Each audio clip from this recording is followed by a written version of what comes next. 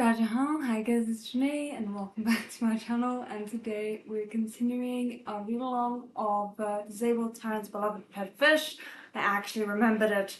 I'm so proud of myself. Anyway, so as I mentioned, we are continuing today, and if all goes well, we should actually be able to finish this volume by the end of this month, and then we are jumping back into Urha. I know I'm a little bit behind with the Urha volumes because of everything that just kind of worked out the way that it did. But yes, we are making good progress. I think we're doing okay. And then something. Oh, okay. So one thing I just quickly wanted to mention with regards to Justice in the Dark is I am going to be doing kind of a rewatch of Justice in the Dark's first 8 episodes that is going to be starting next week Monday over on Twitch, because YouTube's copyright is not going to allow any kind of watching of a show. But yeah, so I will be putting those up live on Twitch, and then the hope slash the idea is to have a post or a video that has the rewatches available if you do want to check them out after they have been posted on Twitch. So they'll be up on video if everything goes well. And it's not going to be like a normal rewatch. I'm going to be doing it via watching Brittany from Gay Watch's reactions to them, because I know that she's done them. I haven't checked those out and I have been meaning to, so I thought this could kind of like be a fun different way to do it.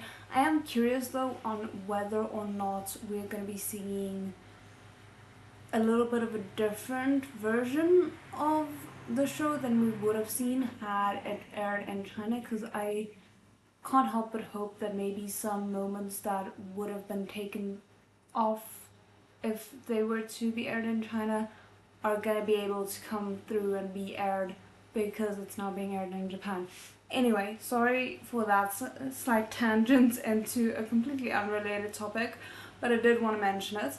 I hope the audio is okay, by the way. I tried to kind of have it set up in a way where it's not as in my face, but also not too far away, like it's been the last few times, so we'll see. But yeah, for anyone who is following along with the actual volume, we are on page 169, chapter 54.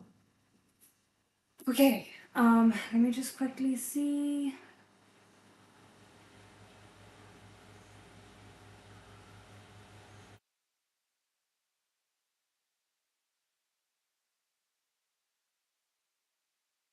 Oh right, we were at Chi and Yu sneaking in to take care of Xiaoyu. That is gonna be interesting, to say the least.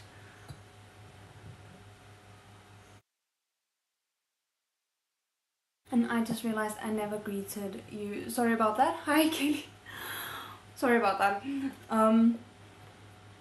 So, okay, I think we can get started. I feel like 5 minutes should be enough time, I hope, for anyone who wants to join. So, let's get going. Oh, damn. Luckily, I know where we're at. Okay. Leah stared at Chi and Ye, bewildered. All the T-balls were extremely large now, since he'd grown larger. Did Chi and Ye not find that strange? Well, he couldn't exactly blame him. As a fish, Leah usually only jumped around inside the room and rarely did so outside. But Prince Jing kept ordering new bowls to be prepared, which created misunderstandings. She assumed Prince Jing was used to using tea bowls that were several times larger than normal. Interesting. The brown herbal powder dissolved immediately into the water, leaving no trace. Leah was frightened, since he didn't know what medicine Chienya had just dissolved. It shouldn't be arsenic. Probably it's an aphrodisiac, my dear fish.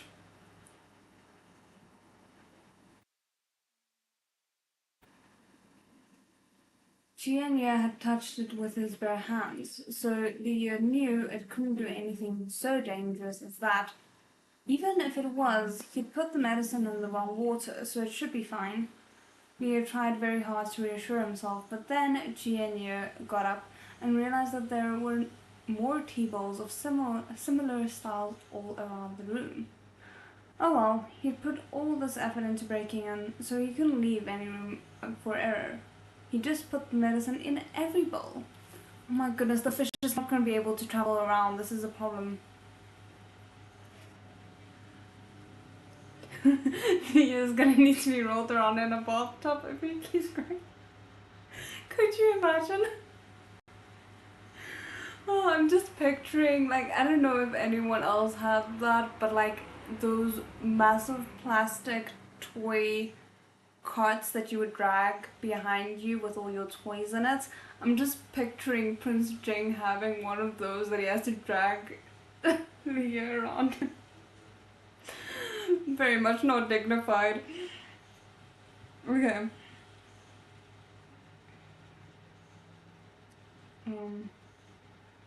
Leah watched him dragging everything and thought, how much medicine did you bring, delicate concubine? There was a huge red lotus tea bowl on Prince Jing's desk, the size of a large regular bowl.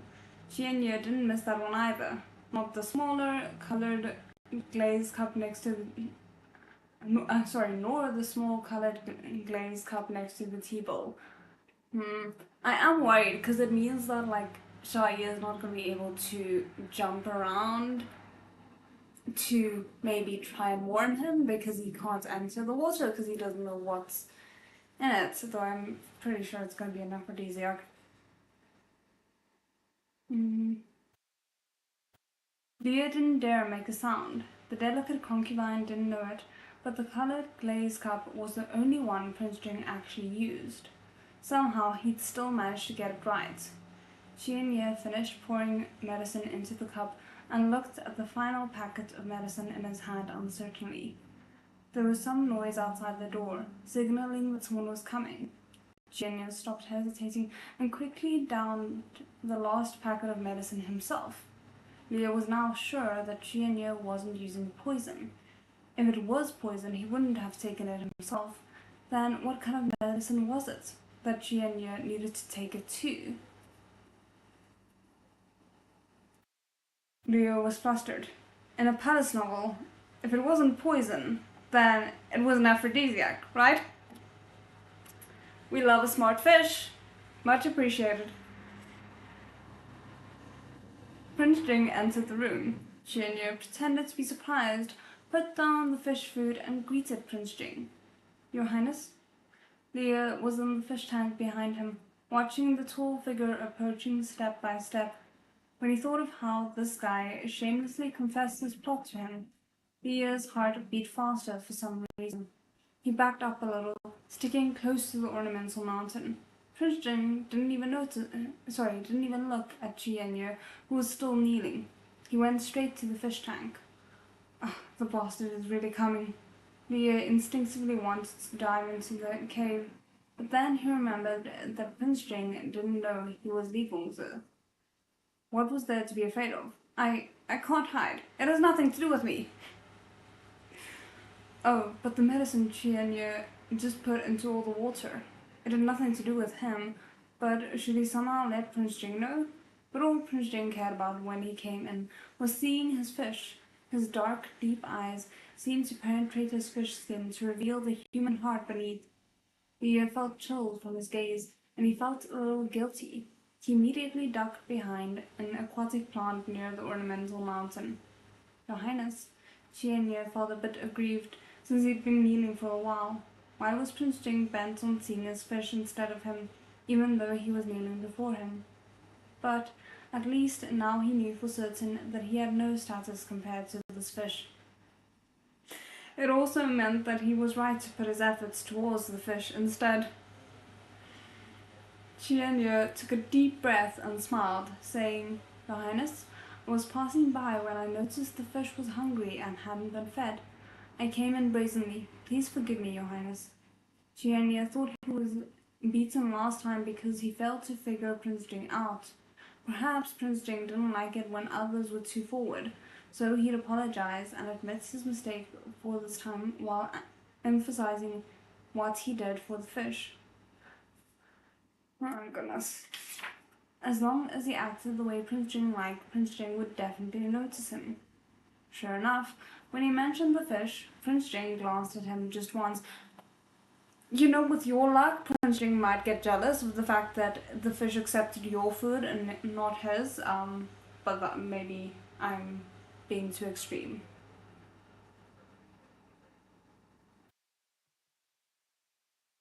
Okay.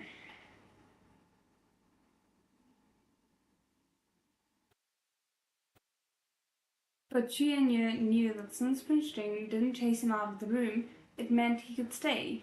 He felt like he was getting closer to Li Gong's position.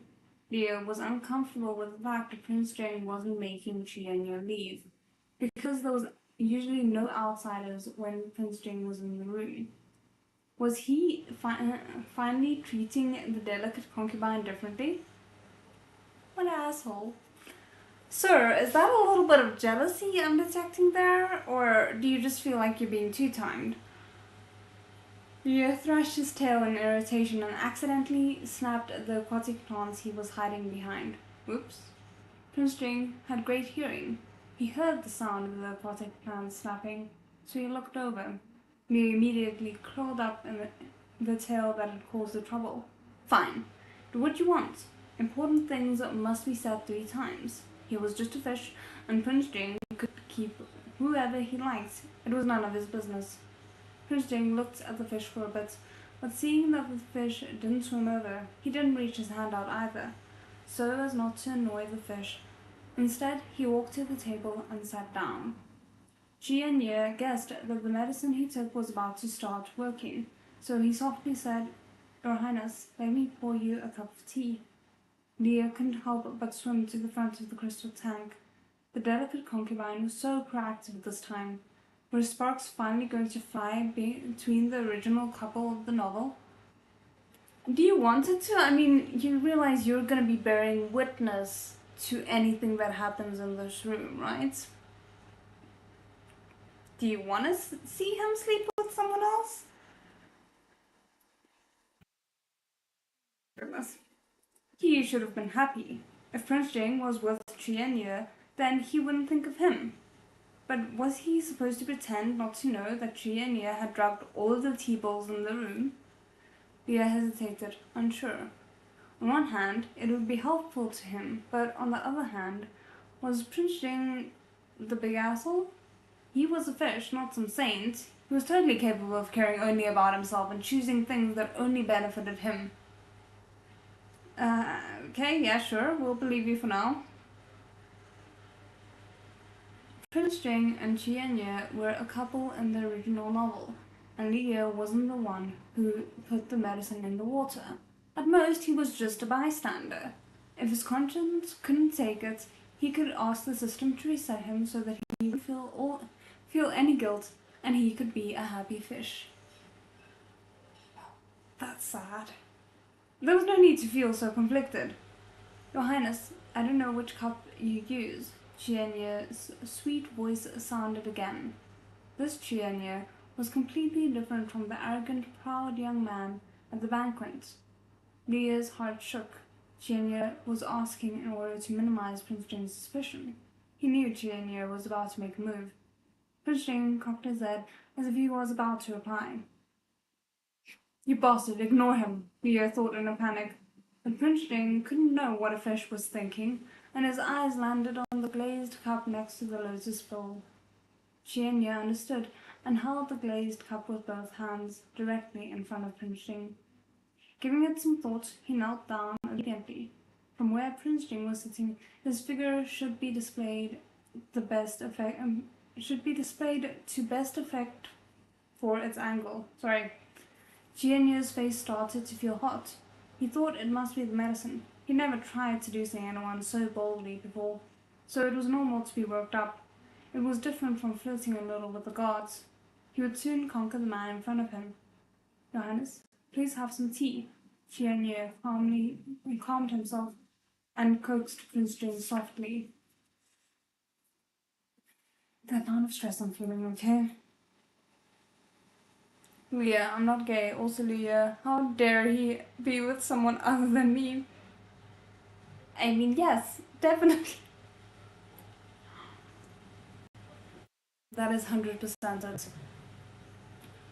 Okay. Prince Jing took the cup, his slender fingers caressing the edges. Leah knew his habits and that he might drink it in the next second. Why was Prince Jing so unguarded today?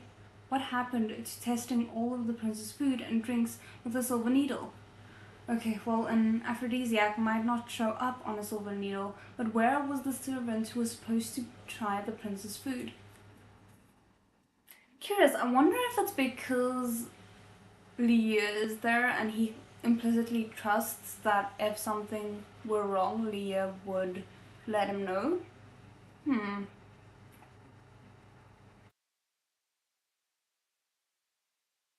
Jing was about to lift the cup. Leah had no time to think. At such a critical moment, he felt he had to do something. No matter who Prince Jing liked or who he ended up with, there was no way Leah would allow them to drug him. If Qianye could make Prince Jing sincerely like him, then Leah wouldn't stop them.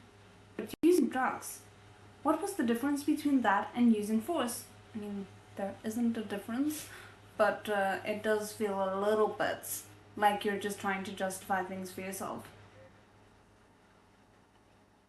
He wouldn't accept either.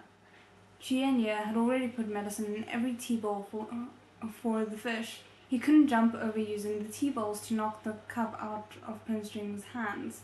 If a person touched the aphrodisiac, they'd be hot with desire, but if a fish touched it, he might turn into a boiled fish.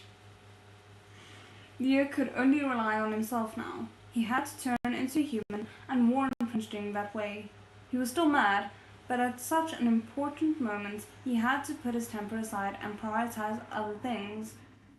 Leah quietly took out the fish pillow that he kept in his inventory, threw it into the crystal fish tank, positioned it, and chose an angle to jump out from that Qianye and Prince Jing wouldn't be able to see. Prince Jing seemed interested in what Qianye was saying, but he was actually following the fish's movements out of the corner of his eye. He realized the fish had jumped out and landed with a clear slap which caught Qianye's attention.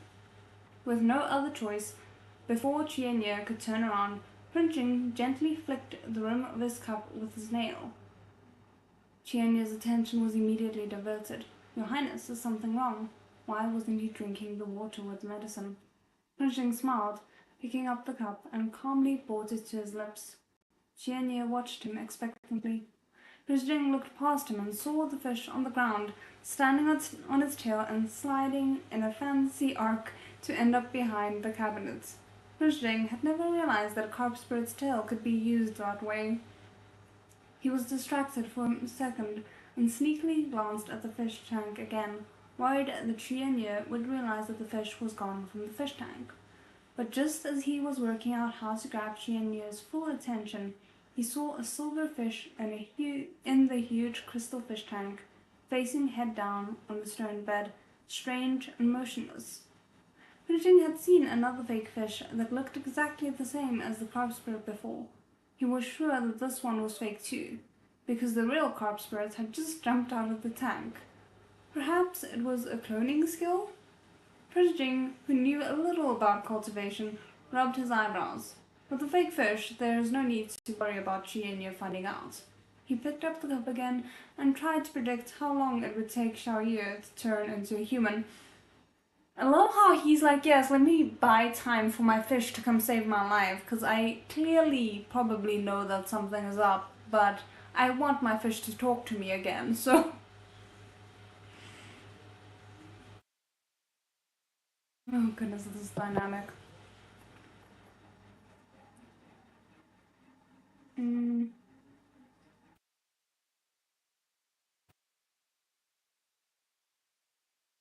Xiaoyu was faster than he thought. He jumped out quickly, shouting, Your Highness, you can't drink that. He was finally here. Prince Jing pursed his lips and put the cup fully aside. Xianye was shocked by the sudden appearance of this young man, his fingernails digging into his palm. The young man who disrupted his plans was dressed in green robes with bright eyes and white teeth. The slim young man was Li Gongzi, who had supposedly run away from the manor. Xianye frowned, feeling irritated. Li Gongzi had left already, so why did he come back? Was he not happy that his position was being threatened and was now trying to take him down? Or did Li Gongzi find out that he put medicine in the cup? That was impossible. Xianye knew that he was the only one in the room when he did the deed. What do you mean? Why can't he drink it? Xianye asked indignantly. The medicine had been used already. If he hesitated for a moment, Prince Jing would suspect him. Leah didn't have time to deal with him. He stepped forward and grabbed Prince Jing's sleeve, loudly saying, "Your Highness, you can't drink this. It's been drugged." Xianye looked at Leah in surprise. No sooner than Leah had finished speaking, Wang Xi came in with a group of guards. Leah was stunned, and Prince Jing took his hand immediately. Oh my goodness, did Prince Jing already know to such an extent that he was like, "Yes, please be on standby for when we catch this man red-handed"? Is that it? Damn. He's been a sneaky snake. Oh goodness.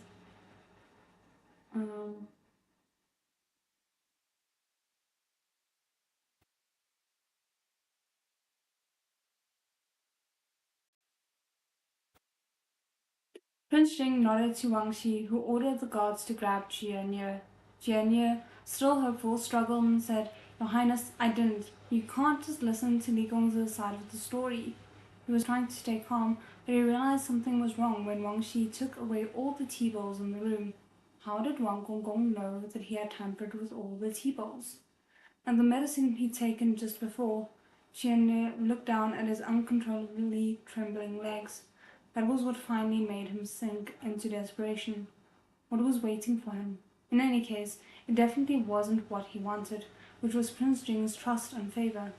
Wang Xi took the wicked Xianye away like a gust of wind.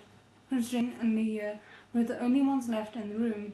Wang Gonggong understood that there was a lot that Prince Jing wanted to tell Li Gongzi, so he even closed the doors thoughtfully on his way out.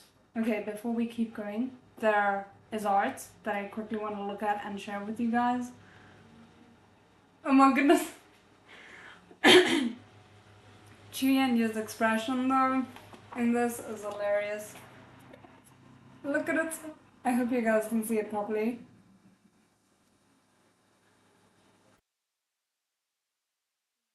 Yeah, okay. Luckily it doesn't seem like anything's hiding behind my hand.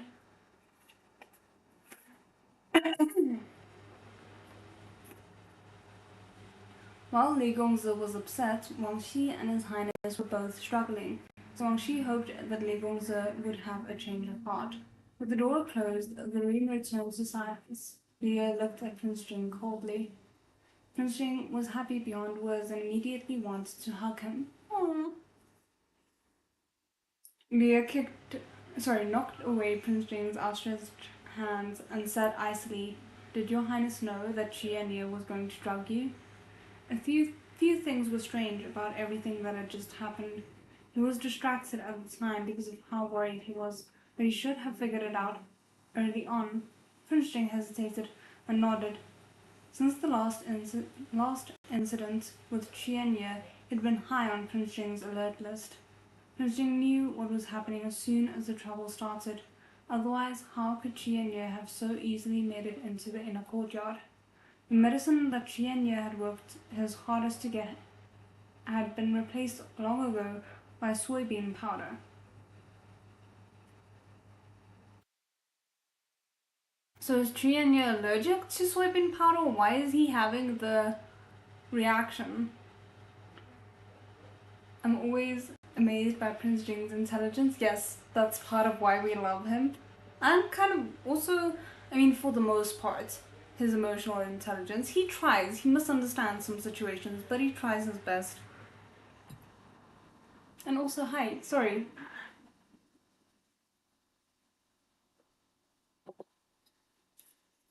Okay.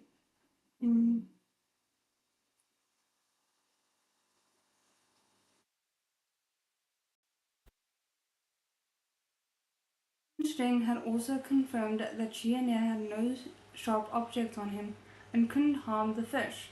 Otherwise, he wouldn't have let Xianye enter the room. He didn't care who was behind the delicate concubine's plans. He just wanted to use Xianye to lure Xiaoyu out. I wish he would care, just a little bit though. I'm worried. In the words of the ancients, one day apart seemed like 3 years.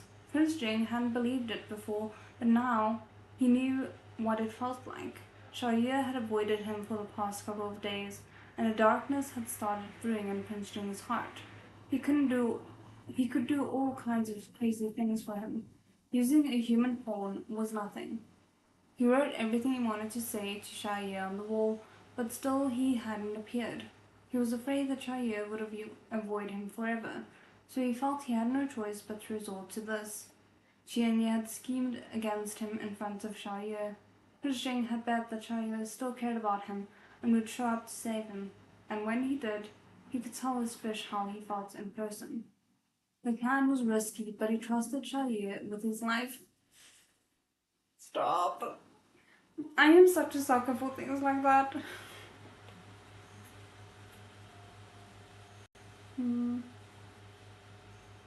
Fortunately, he was right, and he finally got to see Xiaoye's human form again. Prince Jing was so elated that most of his anger disappeared. But once Xiaoye confirmed that Prince Jing had known about the plan from the get-go, his expression kept changing. Prince Jing could tell that Xiaoye was upset again. The youth in front of him lowered his head, wiped his face, and muttered, "You lied to me again." Leah turned into a human for Prince Jing because he didn't want him to get hurt. But now that he knew it was all part of Prince Jing's plan, he guessed that it was probably to make him show up. Leah's heart hadn't recovered yet from being humiliated and deceived, and this time his anger reached its peak. "I hate when people lie to me," he spat out coldly. He broke away from Prince Jing's arms, punching him in the chest, and ran out of the room without looking back. Oh. Crap, how are we gonna fix this? I don't know. Because we still have about half the book to go. I don't want them to keep fighting for the rest of the book.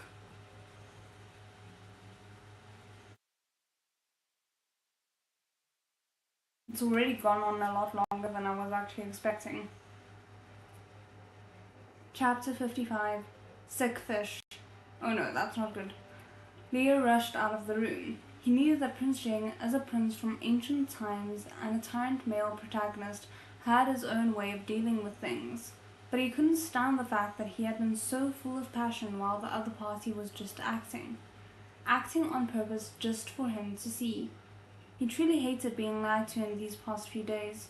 His rebellious heart was like dynamite that exploded at a touch. Wang Gongong and a group of servants were waiting outside. Seeing him come out, he called out in surprise, "Li Gongzi." Leah's lips twitched. He didn't know what to say to Wang Xi, so he decided to ignore him. He turned away and ran towards one of the gardens behind the fake mountain. Wang Gongong ordered people to follow him, but Prince Jing came out after Leah and shook his head at Wang Xi, who understood at once that he wasn't to interfere. Prince Jing gave chase himself. Wang Xi was afraid that Li Gongzi would run away again later, though. Prince Jing had stopped him from chasing Li Gongzi, but it would be fine for him to surround the garden, right? The garden wasn't very large, and Prince Jing soon found Leah standing, dazed, in the middle of a pavilion. Prince Jing didn't know why the carp spook was upset again. Ye Qingyan wanted him to learn how to make someone happy, but it seemed like he couldn't help making mistakes.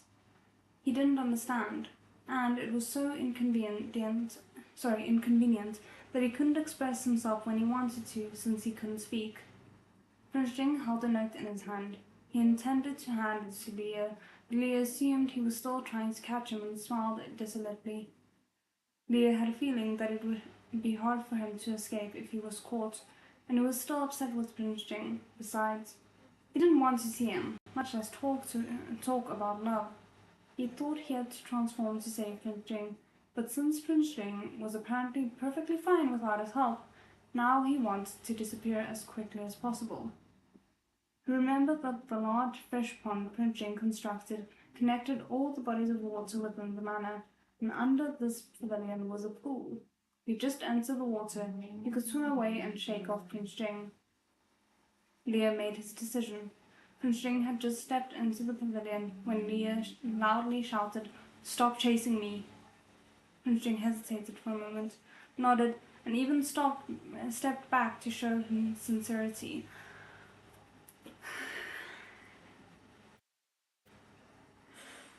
This sucks. The fact that he's like, "Don't come near me." Well, I mean, he didn't say that, but he effectively said that. So it means that Prince Jing can't give him the note to try and communicate with him. I'm stressed. Okay. As he stepped back, Leah turned his back to Prince Jing, facing the pool under the pavilion, and leapt over the railing into the pool. Prior to transmigrating, he didn't know how to swim, but after he turned into a fish, he found his human form could swim too, though there are a few opportunities for him to do it. He wasn't planning on swimming around though. He just wanted to hide in the water until he turned back into a fish. So you realize that humans don't have gills, so you will die if you hide under the water for an extended period of time. Prince Jing didn't know why the carp spirit was upset again. Oh, wait, sorry, I already read that. That was the consequence of his reckless transformation, and it was safer to hide as a human than wander around. But his sudden plunge into the cold pond as a human sent chills racing through his body. Leo shivered as he tried his best to adapt to the water. Oh my word, this man is not going to catch a cold from swimming while in his human form, is he? Leah, I love you, my dude, but I'm gonna need you to get over these emotions. I need you to smooch already.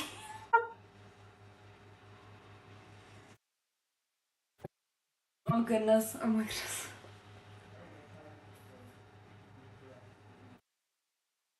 Prince Jing was completely taken aback.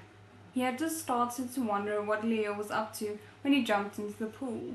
His pupils contracted as he lunged after Leah, grasping at air.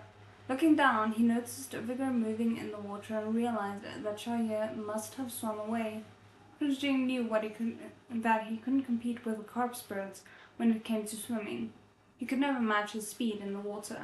However, all the pools in the manor were connected, so he could roughly guess where Shaya was headed and rush to the next pool or pond to stop him. Prince Jing left the pavilion and ran straight to where Leah might show up.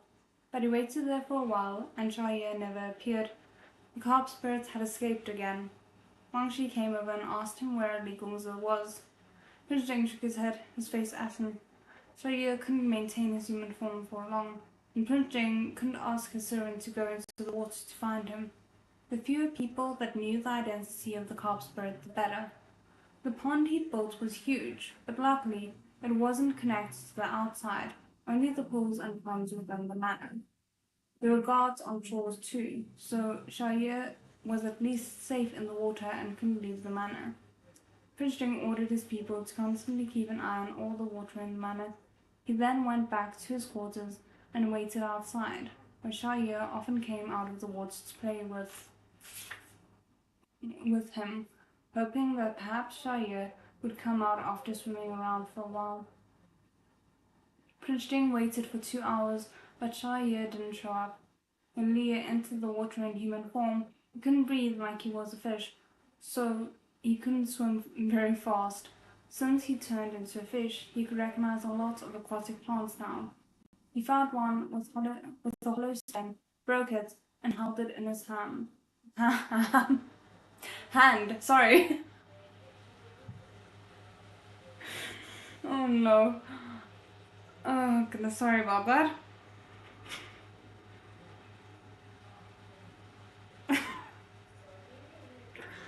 I clearly am not well. If he was about to run out of air, he could poke it out of the water and sneak a breath. He had guessed that Prince Jing would wait for him at the next pond, so he tricked him by hiding after he got there, tucked away in an unseen corner. Even after Prince Jing gave up and left, assuming Leah must not be there after all, Leah still didn't show his face. He stayed hidden until he turned into a fish again, and then he put his clothes into his inventory and started swimming around. Because of his current color, he'd be easily spotted if he got close to the water's surface, so he only swam in the deeper waters. The bottom of the pond was the same. Prince Jing had built a miniature city for him, and Leah felt uncomfortable when he saw them now. He wanted to swish his tail and destroy everything, out of sight, out of mind. With his current fish tail strength, he might not be able to shatter them in a second, but he could ruin a good portion. But even though he raised his tail, he couldn't bring it down. It was Prince Jing's present to his fish, and he couldn't bring himself to take his anger out on it.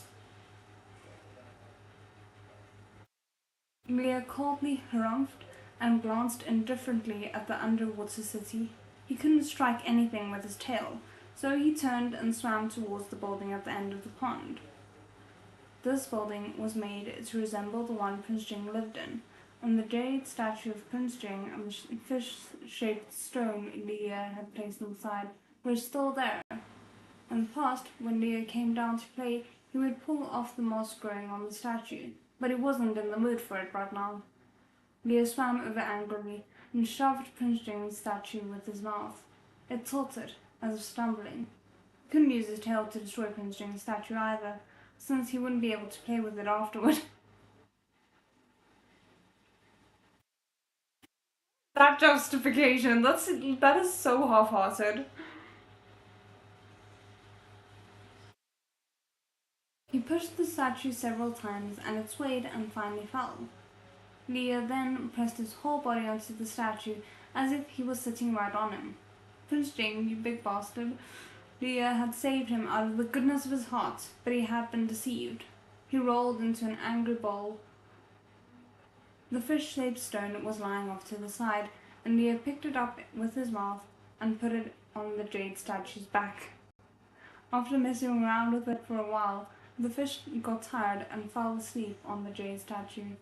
His body felt lighter as he slept like that. He didn't know how much time had passed, but Leah suddenly woke to the sound of human voices. Why were there people at the bottom of the pool? Leah drowsily wanted to see who was there, but he couldn't bring himself to wake up even after trying a couple of times. Since he'd been sleeping at the bottom of the pool the entire time, Prince Jing was getting anxious and didn't want to wait for him to come out on his own. So he decided to go into the water and take a look. Longshi tried to persuade him that the pool was too big and it might be dangerous, but Prince Jing's gaze told him, "Move aside." Longshi realized that His Highness had made up his mind, so he backed off and asked Prince Jing to take a few servants who were good at swimming to go with him. But Prince Jing shook his head, declining. He didn't know what Shaya's condition was underwater, and he was afraid that Shaya's identity would be revealed if there were other people around. It would be best if he went alone. Prince Jing was good at swimming too. He changed into clothes that were suitable for swimming and entered the water. The guards had been staring at the water for a long time, but they didn't see Shaya. It was clear that Shaya was still at the very bottom. Prince Jing started searching the bottom of the pool, but ran out of breath a couple of times and had to breathe before going back down again. He had searched almost everywhere when he came to the building at the end of the pool, and to his surprise, he saw his fish curled up there.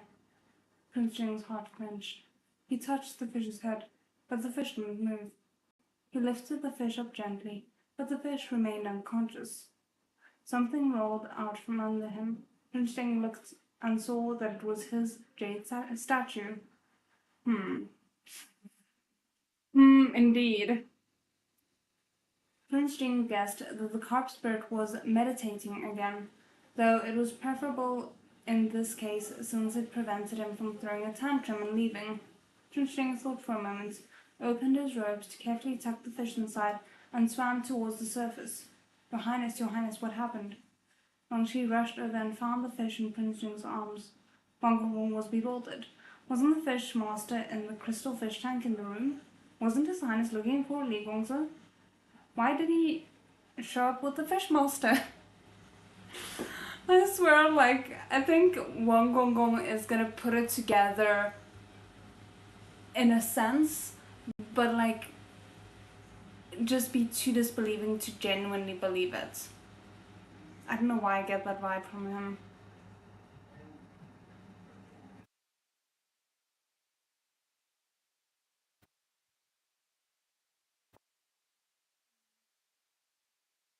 Jing gave him a warning glance, forbidding him from speaking further. Wang Shi racked his brain. Did I get it wrong? Master Xia went into the pool to play and Your Highness was looking for Master Xia, not Li Gongzi? Prince Jing nodded without a hint of guilt. So that was what happened. Wang Shi immediately accepted it. He'd been wondering how Li Gongzi had managed to stay in the water this whole time and not come out, but it turned out that he'd misunderstood. His Highness was looking for Master Xia. Li Gongzi must have left long ago. Wang Shi followed Prince Jing into the room. Prince Jing moved the fish pillow into the crystal fish tank to the side and put the lower carp on the silver stone bed instead. Only then did Wang Shi notice that the fish that had been sitting in the fish tank was fake.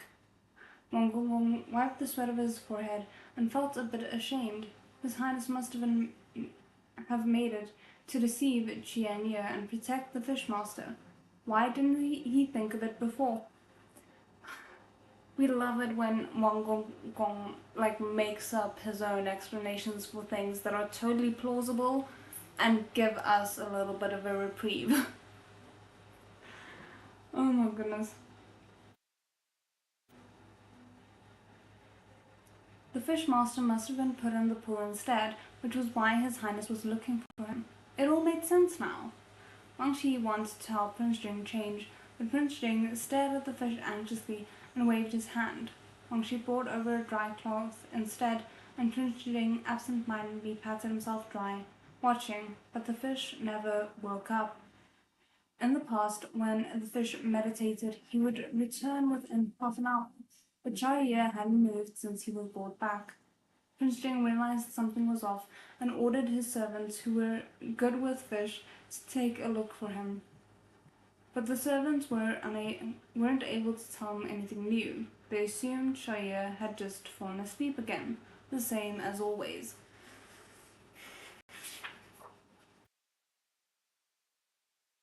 Hey, haven't seen you in a while.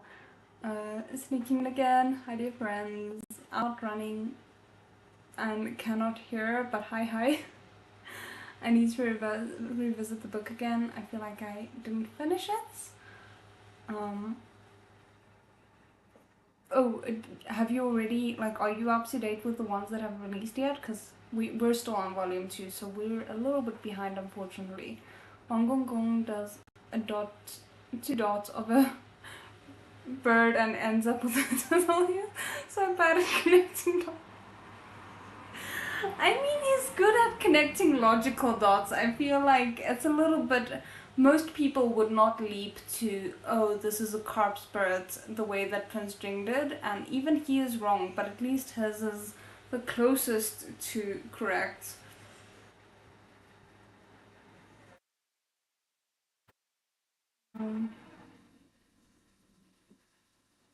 If it wasn't the same, then why wouldn't... Sorry, if it was the same, then why wouldn't he wake up?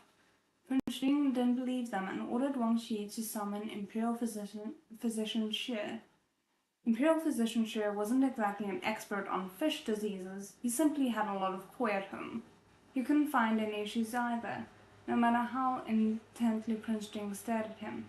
Prince Jing was extremely worried now. He was the only one who knew if this was a carp spirit that wasn't waking up. Did something go wrong with his cultivation? Prince Jing decided to take his fish to see Liao Kong. When Wang Shi heard of this, he anxiously advised, Your Highness, please give it some more thought. Almost nobody knows about the relationship between you and Liao Kong. So if you take Master Xia to the Great Master privately, the Emperor might notice it. That part wasn't said, it was kind of just implied.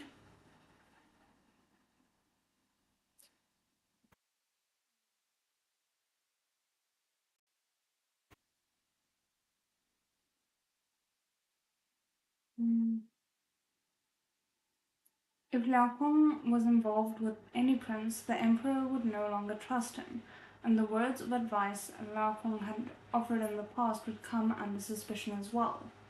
Prince Jing understood this, but saving the fish was more important. Liaopeng knew some medicine, and he knew Xiaoye's identity. He might be the only one who could help. Even if it made the emperor suspicious, he had to go. For he had saved him when he was younger, so it was natural that he should risk his life for Xiaoye too. But Wang Shi did have a point. Prince Jing wrote, "Help me deliver a note to the palace. My fish is sick, so I'm requesting to take him to Liaopeng." Wang Shi's eyes lit up. There would be no need to worry if he had the emperor's permission. Yes. Yes. Yay! Okay, great. Wang Shi ordered someone to come and help Prince Jing prepare clothes for the palace. Prince Jing put Xiaoye into the crystal bottle and began to write the notes. It was already late into the night. If Prince Jing wanted to enter the palace, then they needed someone in the palace to deliver the message. Everyone was busy for a while. The chaos finally woke Leah up. Or more accurately, Leah had become aware of it multiple times, but couldn't force himself to wake up no matter what he did. This time, he used all his strength to force his eyes open a crack and found that he was in the crystal bottle. His body hurt, and he didn't know what was wrong with him. He couldn't even flick his tail.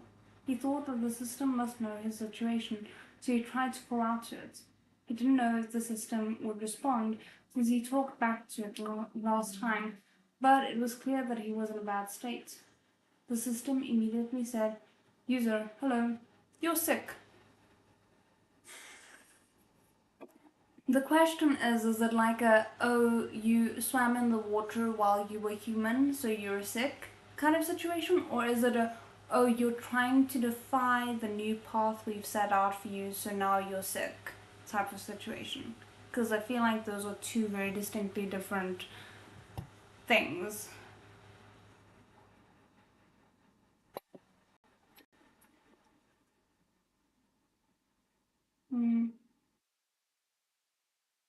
Leah realized that the pain and weakness he felt was from being sick.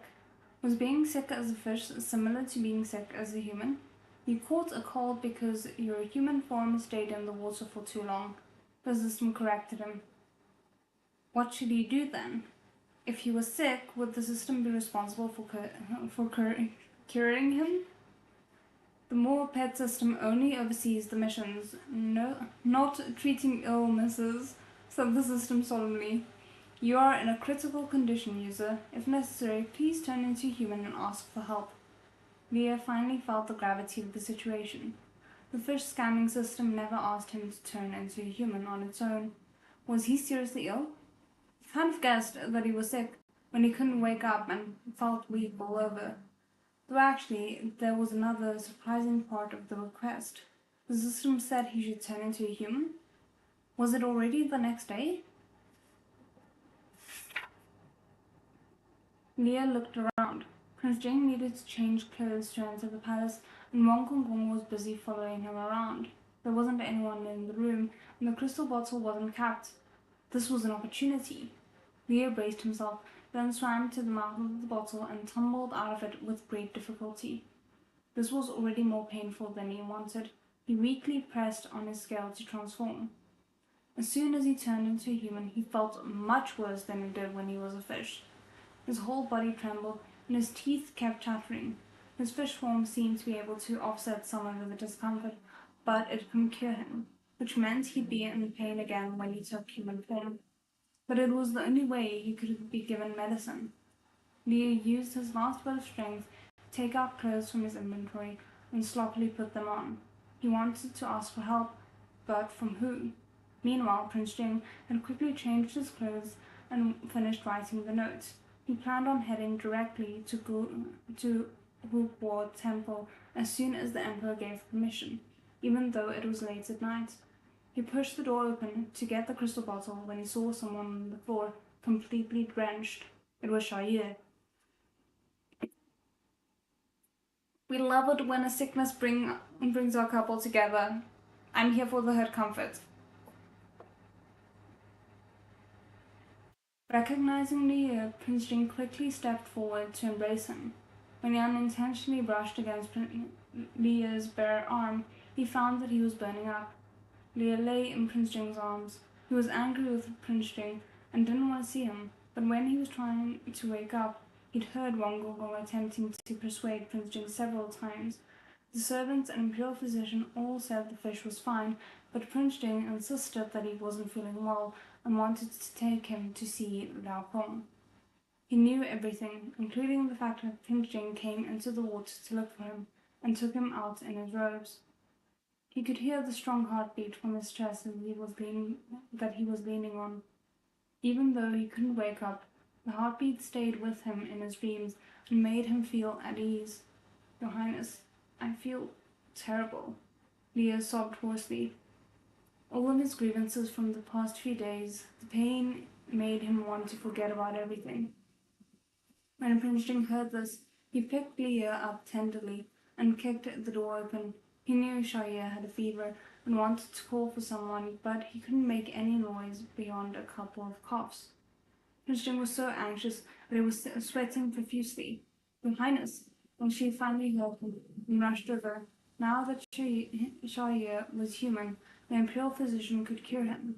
Prince Jing had Wang Xi clear the way, and he personally carried Xiaoye to the imperial physician. Okay, so up until this point, I feel like all of Wang Xi's cluelessness has been completely justified. But with this one, there has to be at least just a small grain of uncertainty planting itself in Wang Xi's head, right? Just wait, we were just worried about a fish being ill, and now Xiaoye shows up and he's ill, and suddenly we're not worried about the fish anymore? What's going on? I don't know. Oops, sorry about that. Okay, so we are at the end of a chapter and we are 6 minutes away from the top of the hour, so I am going to be stopping for now just for 10 minutes. We will be back at 5-ish past, and then we'll be continuing for the next hour, and we should then have another break before the 3rd hour. Wang Xi needs to read more books. Her Comfort is my favorite. Might as well. I mean, one of them. But yeah, okay, I will see you guys again in 10 minutes time.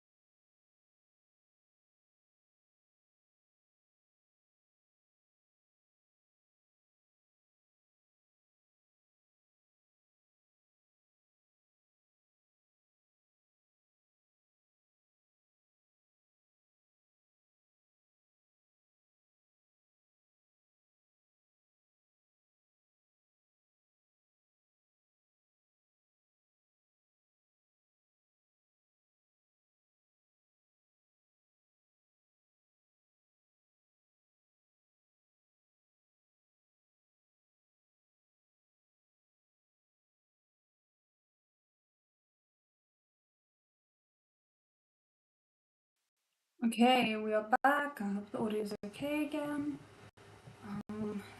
Ooh! Let me see. Lol needs more done made, then he'd know all the tropes. Could you imagine? Oh my goodness. Yeah, my puppy asked to go outside during an actual break this week. She's learning. She's being a very good dog. I hope you give her extra pets as a reward. But yeah, let us get going again. I don't have much to say, so I think we're just basically gonna jump into it.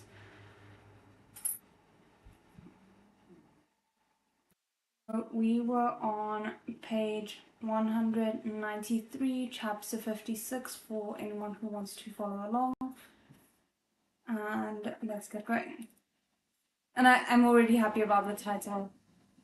Fishy Reconciliation. It's a very fishy reconciliation indeed. Leah had a fever, but he didn't fall asleep again. He just felt weak. Prince Jing carried him all the way to the Imperial physicians, unwilling to wait for him in his room. Leah, though touched, was also shocked to find out that he, a man, could be carried around so easily. Sob, wasn't this the Princess Carrie that he hated the most when he used to read novels? But he'd already gotten on this ride, and he was too weak to complain. Wang Gong stared at him with a burning gaze, along with many servants and guards. Leah numbly gave it some thought and couldn't think of a solution, so he just turned his head to hide. He wasn't used to it, but he also wasn't against such an embrace. Sir, are you sure you are as straight as you think you are? He slowly put his weight on the person who was holding him and let out a long sigh of relief, leaning into them until he wasn't nervous anymore. He wondered if he'd found someone he could rely on. The symptoms of his fever were still uncomfortable, but they no longer felt so unbearable. Earlier, he was afraid that he might even die, but now he even managed to keep track of other people's reactions. Leah was feeling much more optimistic about his illness being cured. Imperial physician Shen hadn't left yet when an anxious Prince Jing suddenly rushed over with a young man in his arms. Imperial physician Shen had felt bad that he couldn't help Prince Jing with his fish, but now there was someone he could actually cure. He helped Prince Jing put the young man down, took out the medicine kit he was carrying with him, and checked the patient's pulse. Then he examined the young man's pale face again, thinking that he'd have a better understanding of the situation if he could see his throat, but the patient was unconscious, so it was a little inconvenient. So he just casually passed out again while in Prince Jing's arms? Is that what I'm getting there?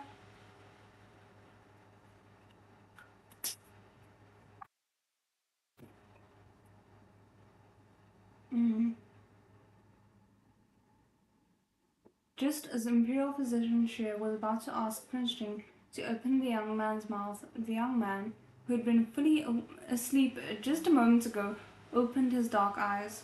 Imperial physician accidentally stayed in the water for too long. Leah quietly said, his voice rough.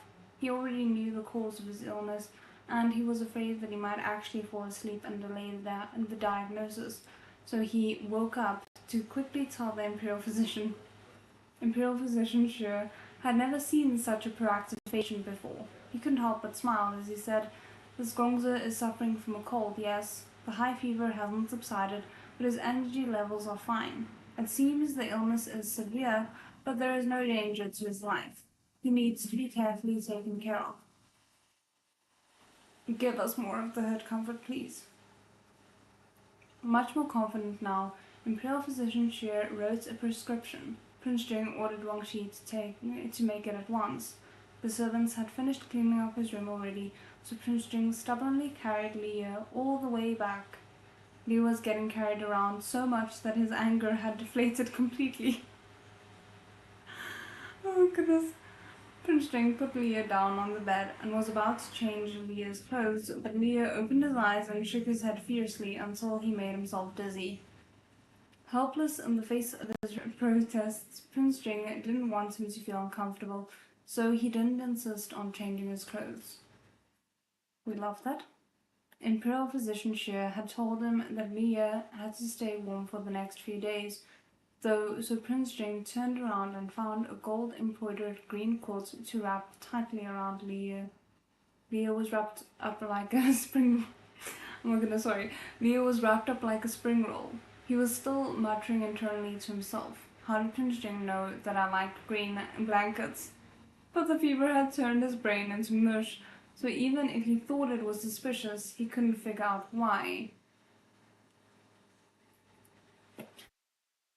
I just love the fact that he actually got a green blanket for him. Like, he had the time and the forethought and the care to get him a green blanket specifically. Wang Shi scurried into the room with the medicine ready, but before he could put the medicine bowl down, Prince Jing snatched it out of his hands. Wang Shi's eye twitched, and he handed Prince Jing a silver spoon. Prince Jing glanced at Wang Shi, and Wang Gonggong immediately understood. Your Highness, I'll be waiting outside. Please take care of Li Gongzi. Prince Jing nodded, and Wang Shi walked away to guard the door. Leah's head was still dizzy from all the shaking, and he fell into a light sleep for a while until he felt something touch his face. With some difficulty, he forced himself awake and saw a tall young man standing at the bed, holding a small jade bowl in his hand. His eyebrows knitted in confusion, as if he didn't know what to do with the medicine, and he'd completely lost the domineering aura he'd had when he snatched it away earlier. Oh goodness. Leah wanted to laugh, but he held it back. Your Highness, is it time for medicine? He didn't know how much longer his transformation would last. Prince Jing nodded, a stiff expression on his face, and Leah made to sit up. Prince Jing paused, understanding what he was trying to do, and supported him before he was able to exert any of his own strength. Leah sighed and decided not to expend any extra fighting. Why am I not reading the words correctly? Not to expend any energy fighting Prince Jing, letting him help instead. He kept resisting and resisting, saying he hated this huge bastard. But when he really asked himself, how much did he really hate him? When Prince Jing used Jianye to force him to come out, was he angry that Prince Jing tricked him? No. If he was more clear-headed, he would have realized that everyone in the palace schemed and tricked others. Prince Jing had always been such a person. He was more upset that his concern had been for nothing. Not that Prince Jing had deceived him. I mean, I get that. I've had that as well, where you're so worried for the person that when you find out like that worry wasn't necessary, you kind of almost get angry that you had to go through that emotion in the first place.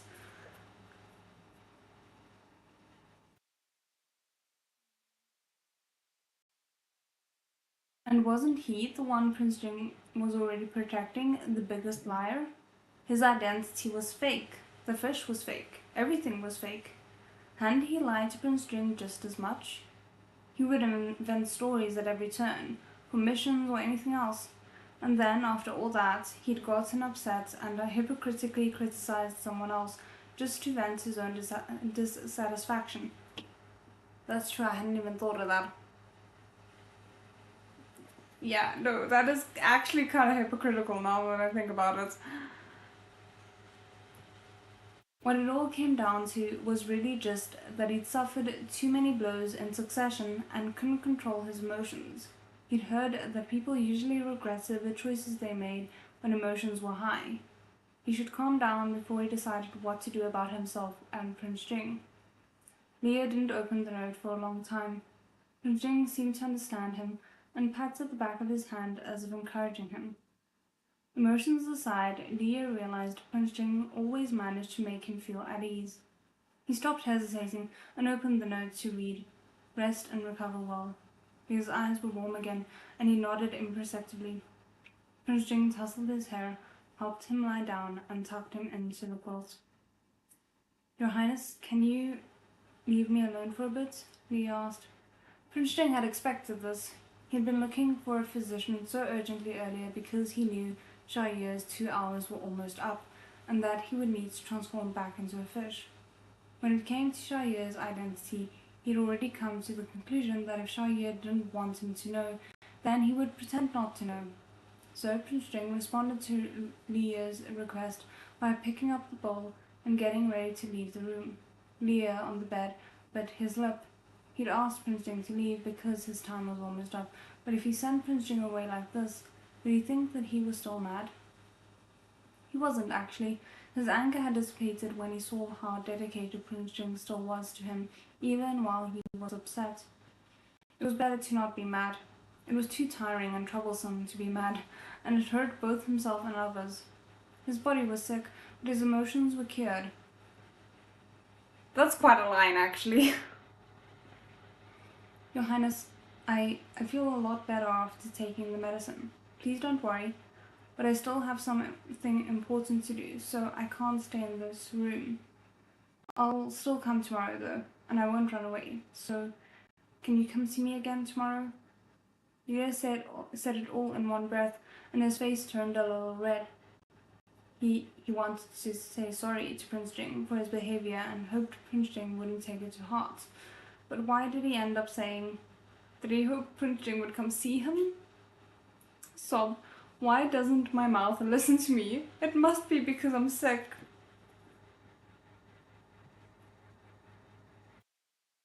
He was doing so well, taking accountability for his emotions, and now he's blaming his mouth for speaking things that he didn't want to say.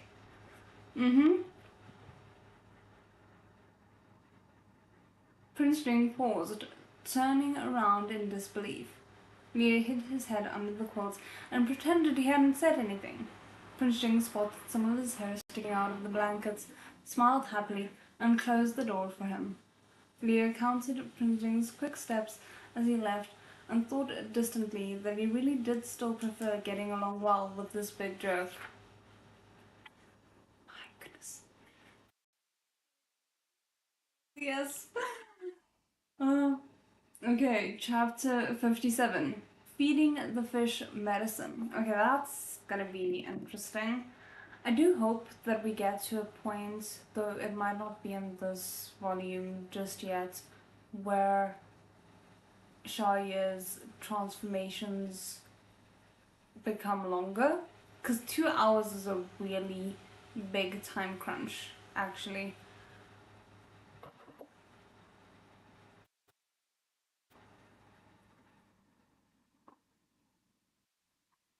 Okay.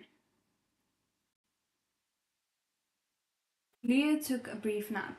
When it came time to transform back to a fish, the symptoms of his fever had improved quite a lot, and his head felt a lot clearer too.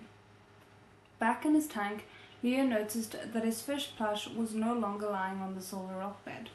How had it fallen? Perhaps he had accidentally thrown it there when he was in a rush to transform. Was a clumsy mistake.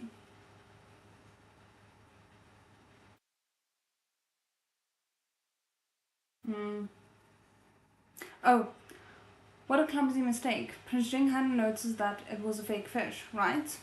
Well, it was fine even if he did notice. He'd had a fish plush before too. Prince Jing hadn't suspected anything then, and had even used it himself to fool the second prince. The real fish decided it wasn't a big deal and put the plush back into his inventory. He laid on the silver rock bed listlessly, taking note of when he'd be able to transform again. Perhaps being sick had made him weak. Sleeping on a bed as a human felt a lot more comfortable than a rock bed.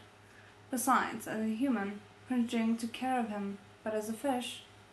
I mean, don't even say that Prince Jing doesn't absolutely carry you on his hands as a fish, 'cause he does.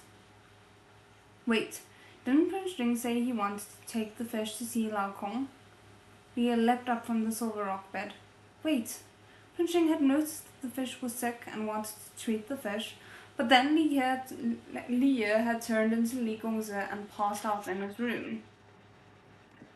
Are we connecting dots? I hope we're connecting dots. So Prince Jing took Leah to see the imperial physician instead. But what about the fish? Also, the fish got sick because Li Gongzi had jumped into the water to escape.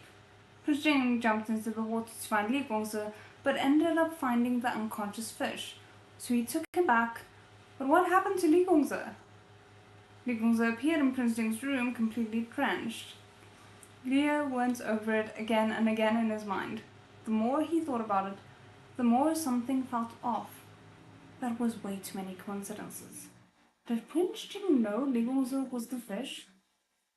Leah came to the abrupt realization that his cover was so full of holes, it was basically a sieve.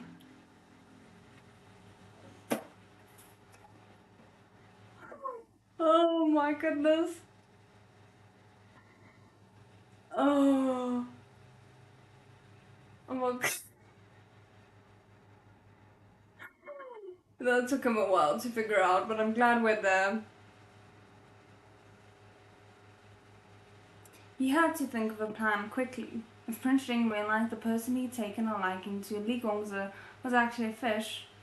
Crap, I gave him too much credit. A small voice in his head piped up, "So what?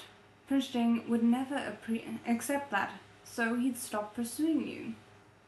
Leah said to himself very seriously, "If Prince Jing really finds out, then I can no longer be his pet fish and I won't be able to complete the more pet systems quests, which means I won't be able to turn back into a human. I'll just be a fish for eating, without anyone to rely on, even if I'm a real koi now. With no one to take care of me, I'd die very quickly, right?" He couldn't let Prince Jing find out his secret, and he couldn't thoughtlessly make a stupid fuss just because he didn't know what to do with Prince Jing's feelings. After all, he'd already caused a huge ruckus. Leah swished his tail miserably. Taking care of the aftermath of this ruckus was now a huge fishy headache. But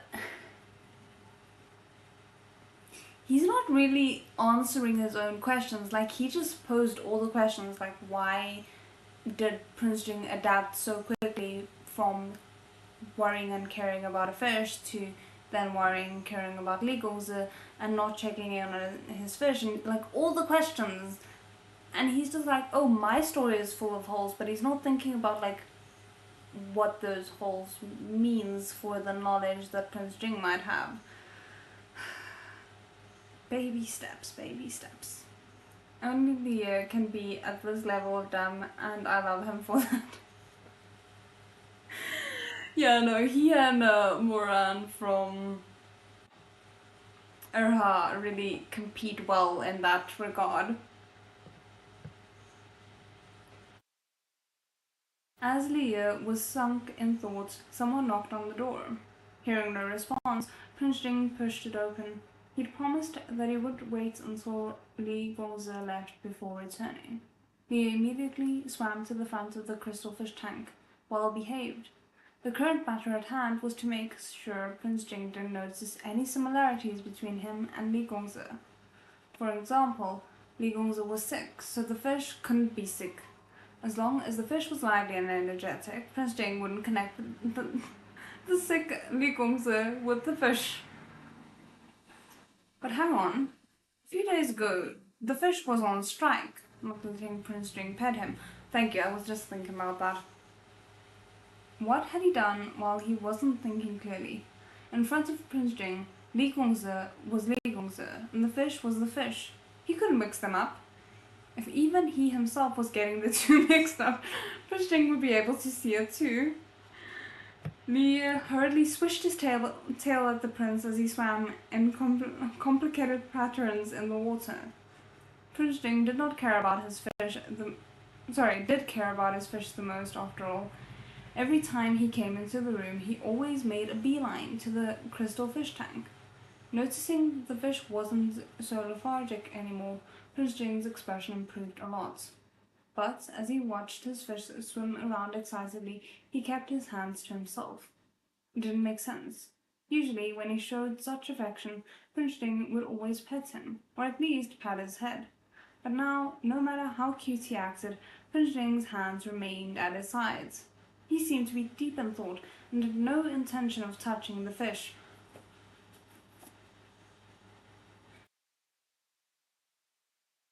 Leah, you're gonna give Prince Jing whiplash, I swear.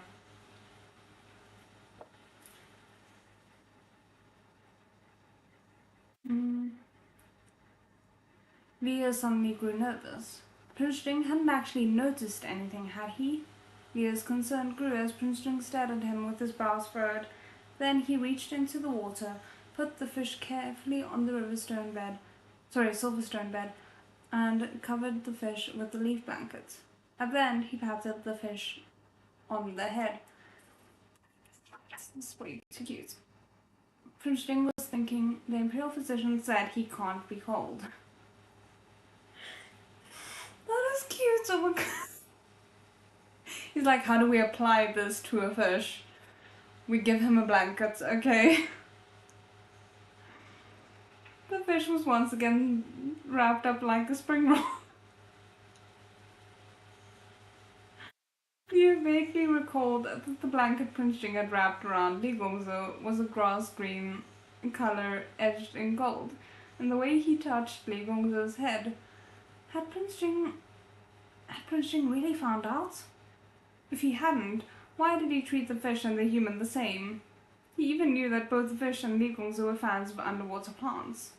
As soon as this possibility surfaced in Leah's mind, he felt like the water in his fish tank had suddenly frozen solid.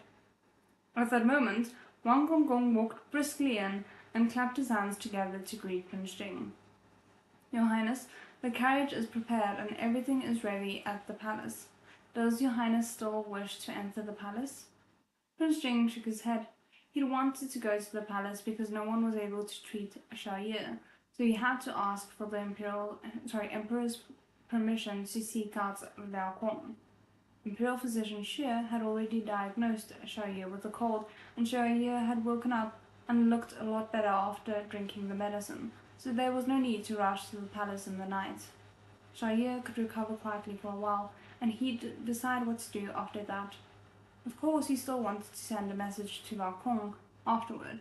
He would feel a lot better after consulting Lao Kong. Prince Jing's thoughts were a little complicated, so he wanted to write them down for Wang Xi. From the corner of his eye, he spotted the fish tumble off his silverstone bed, still wrapped up like a spring roll. Sorry, I don't know why that description makes me so happy.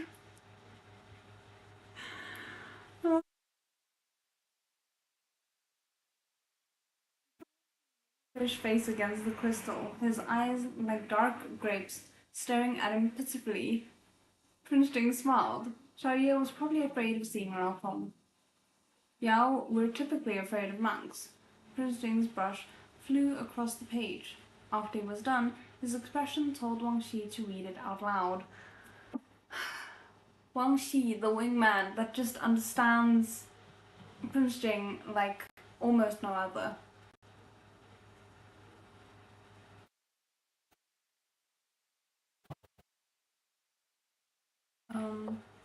Me when I settle down for the night tonight wraps itself up like a spring roll. It sounds like such a fun image, you know? It sounds like you would be super cozy if you was wrapped up like a spring roll.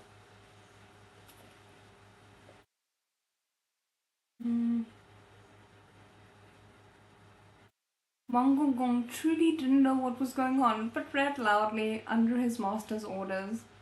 Ye is fine. There's no need to go to Lao Kong.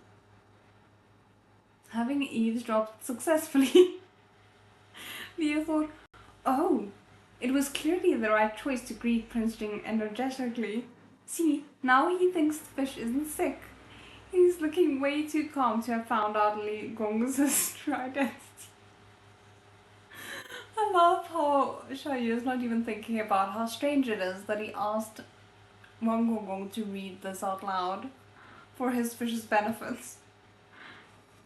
After all, if he had realized the truth, wouldn't he be asking Lao Kong to come and exercise the Yao? Leah was sure he was still safe, with a firm grip on his teetering cover. As for Prince Jing covering both Li Gongzi and the fish in a similar blanket, Leah glanced at the leaf blanket that he had draped over himself like a cape. Perhaps Prince Jing was affected by the fish's taste and had also started to like green blankets. Very reasonable.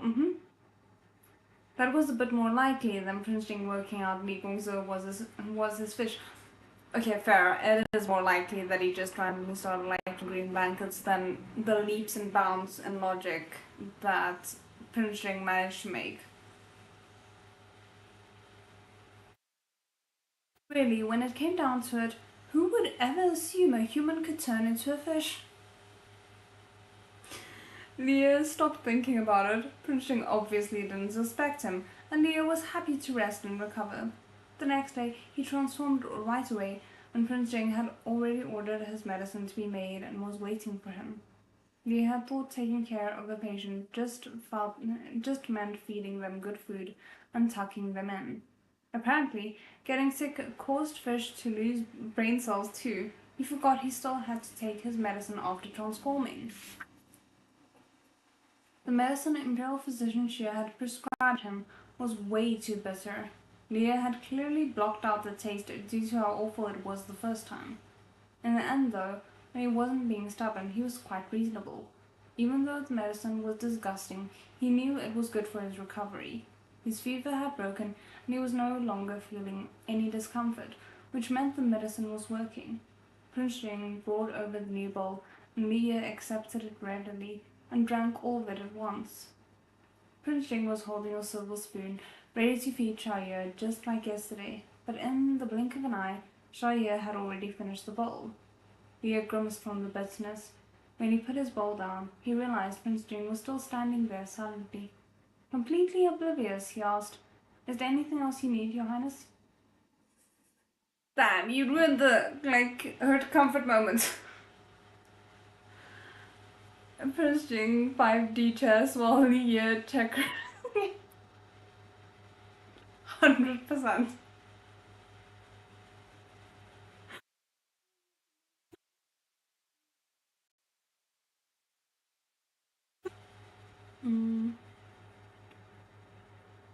Prince Jing put away the spoon and shook his head slowly.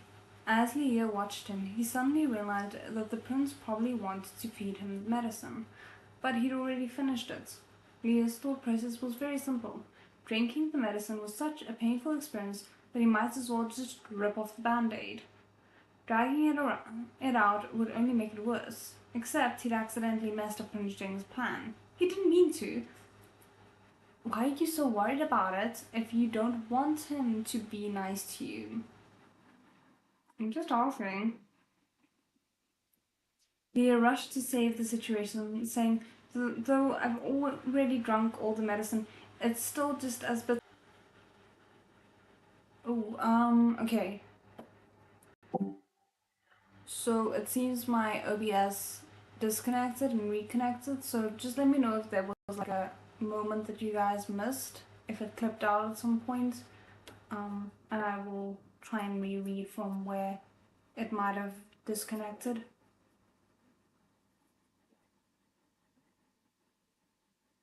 A small blip. Where did we blip off?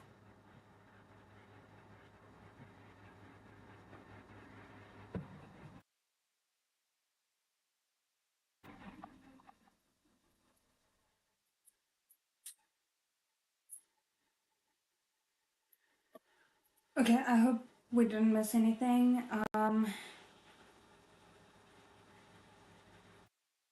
Jing nodded. If it was bitter, then he should eat something sweet. He would feed him as many peach blossom pastries as he did yesterday. Jing broke apart the pastry with his head down. This time, Leah had learned his lesson and didn't mention anything about eating it on his own. But Prince Jing kept standing there beside him, bending over him. Every time Leah spoke, Prince Jing would look down at Leah gently. There was no way you could keep that up for a long time. Your Highness, why don't you sit down? Leah said considerately. What Leah meant was Prince Jing should go find a chair to sit in. There were quite a few chairs in the room made of red sandalwood, so there was more than enough. but Prince Jing nodded and sat down on the edge of the bed with a whoosh of his robes.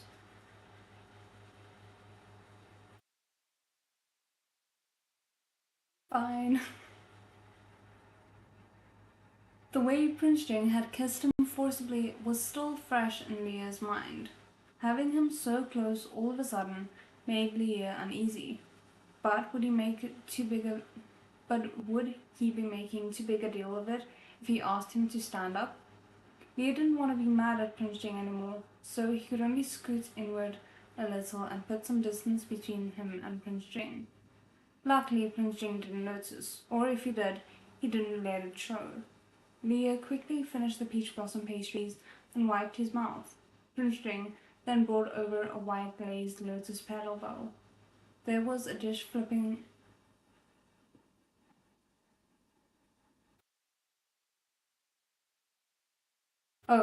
There was a dish flipping on top.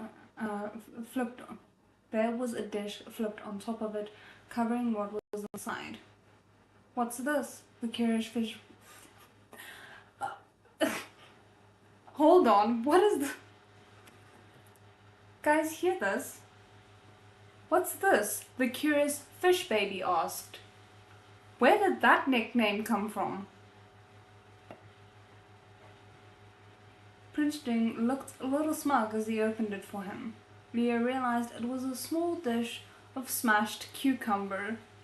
Delighted, he said, "Did Auntie Xue make this?"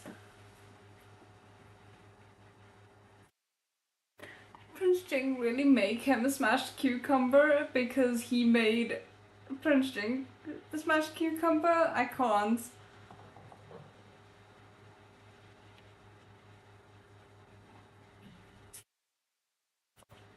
Okay.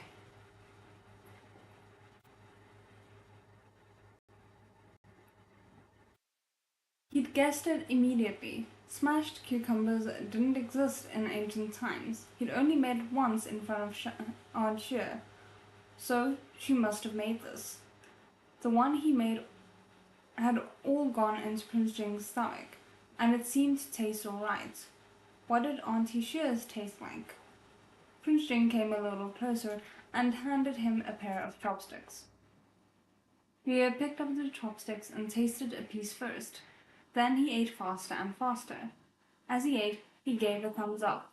After eating so many sweets, he wanted something savory. Auntie Xue's smashed cucumber was surprisingly comparable to the ones he'd eaten in the modern world. Prince Jing's lips switched upward. Just like that, he'd managed to close the distance that Xiaoye had tried so hard to put between them. Leah had drunk his medicine, then stuffed his stomach full of pastries and cucumber. Having eaten and drunk his fill, he felt a little sleepy. Prince Jing moved the jade pillow next to him, signaling that he should sleep a while. Leah wanted to, but was afraid that he'd turn into a fish in his sleep. He wondered how much Prince Jing was willing to do for him. "If I only want to sleep for an hour, will your Highness wake me up?" he asked pitifully. Waking someone up was a servant's job. Would Prince Jing do that for him? Leah was a little curious, but Prince Jing looked at Leah and nodded easily. This was something he could do. It was much easier than ordering cucumbers from Auntie Xue. Okay, so Prince Jing had not, because to be fair, if he had been the one to make the smashed cucumbers, it would probably taste worse than Xiaoye's, because a prince probably has never cooked in his life.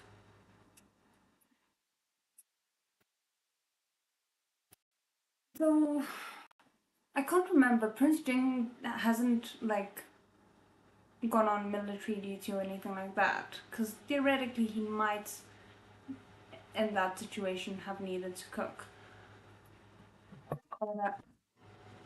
Sorry. But anyway, we're getting off track.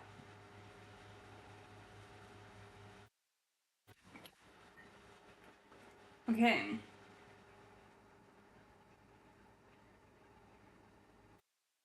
Seeing that he didn't even hesitate, Leah's heart pounded once again.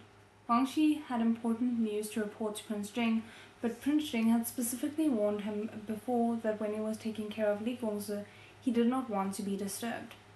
Wang Shi peeked in through the crack in the door and waited until Li Gongzi had fallen asleep to call out to Prince Jing quietly. Prince Jing walked out and stared at him with cold eyes, listening to what he had to say. Wang Shi immediately understood. He's at Jingxi Garden, awaiting your highness's punishment. Who? Prince Jing reached up to flick some of the dust off his robes. He pulled something out of his sleeve and handed it to Wang Shi. Wang Shi took it, confirming that it was some sort of medicine. His heart went cold. His Highness was much too harsh, but this man had brought this on himself. Oh, of course, Chu Yuan? I think it's Chu Yuan. Did he just give him like, oh, here is the suicide draft for him to drink? Because he tried to... Look, I know it was ancient times and it's not uncommon, but it's still intense. Inside the room, someone started sleep-talking. At the sound of Li Gongzi's voice, Prince Jing's ominous aura immediately dissipated as he hurried back to look after Li Gongzi. Now that he had his orders, Wang Xi immediately told the servants to do as Prince Jing instructed. Kinda horrifying, not gonna lie. I'm scared. I don't want to read him dying. Okay. When Qianyu was dragged back to his quarters, he suffered another beating. Perhaps because this wasn't his first time, he didn't pass out, but he wished he had. He never expected that after all he had to do to sneak into Prince Jing's rooms to drug him, he'd end up being discovered immediately. I am a little worried about the fact that it doesn't seem like Prince Jing is pursuing the knowledge of who is behind Qianyu. So I mean, it just feels like it's a blind spot, and I think it's gonna come back to bite him if he's not careful.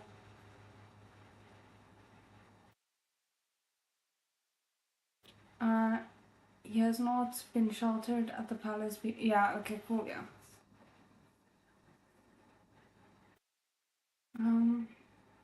It wasn't even just that his plan had failed. In order to entice Prince Jing, and in order to numb himself, he had drunk the aphrodisiac himself.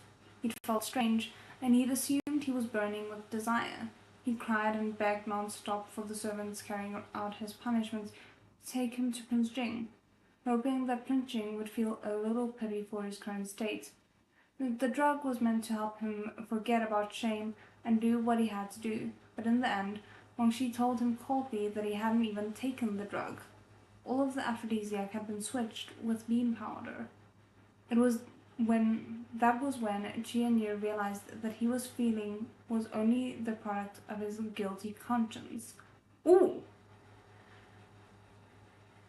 Everyone knew, but nobody told him. They all just watched him make a fool of himself, begging luridly for affection. Qianyu lay on the ground quietly, wishing he was dead. Look, I don't like the man, but it's still painful to read. Because it does feel a little bit like he is just a desperate pawn in all of this. Now Wang Shi was here with a bunch of servants. Before Qianyu could react, a guard had grabbed his throat and forced him to drink a cup of tea. Qianyu knew it couldn't be anything good. He put his fingers down his throat and coughed loudly, but even though he coughed until he cried, he still wasn't able to throw up the tea. Qianyu glared at Wang Shi, tears streaming down his face. What did you give me? Wang Shi smiled and reached his eyes. Chu Gongzi wanted to drink this but wasn't able to. Have you forgotten already? Oh no. Now I'm worried.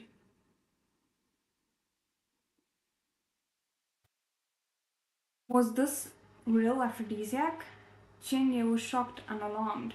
He turned to run, thinking that if he could escape to the Sixth Prince, there would be someone to protect him, to save him.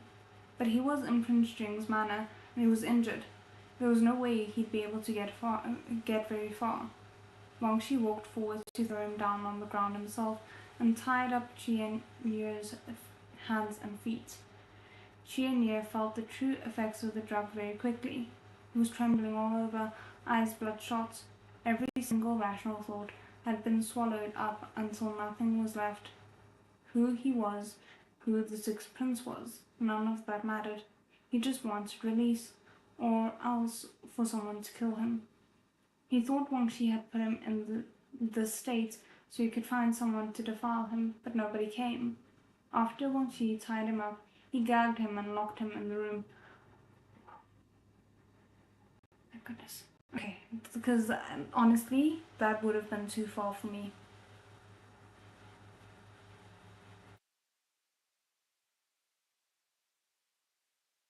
Okay. Chu Gongzi wanted others to experience what it felt like to be consumed by desire. Wang Shi sneered, "Why don't you try it out yourself? Except no one will come to help you. Get a good taste of what it feels like, Chu Gongzi. This is Prince Jing's punishment for you." Ye couldn't move or shout. All he could do was whine pitifully. Wang Shi disappeared into the distance. All that awaited Chu Yanyu was suffocating heat and endless darkness. Look, I'm not saying it's not bad, but compared to, like, what I feared we were gonna get, it's at least bearable.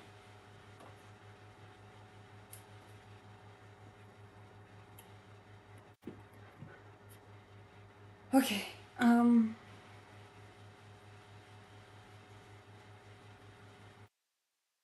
yeah, in a way he's a victim. Yeah, he's all rosy-eyed for the Sixth Prince, I believe it is. He would do anything for him. If it was Meat Bun, yeah.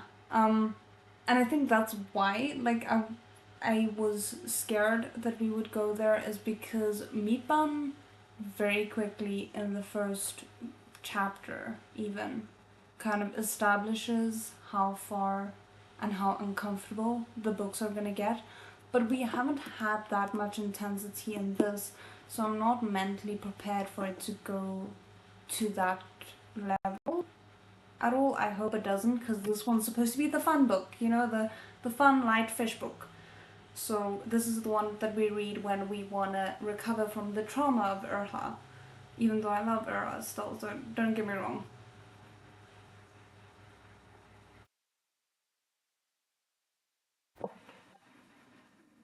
Okay, let's see. So we are on chapter 58, but we are 10 minutes away from the hour, so I feel like I'm not a very fast reader. Let's just see. Yeah, this is 10 pages. I'm definitely not going to be able to do like 1 page per minute. So, let's take our 10-minute break here and then we will be back on the hour for the last stretch.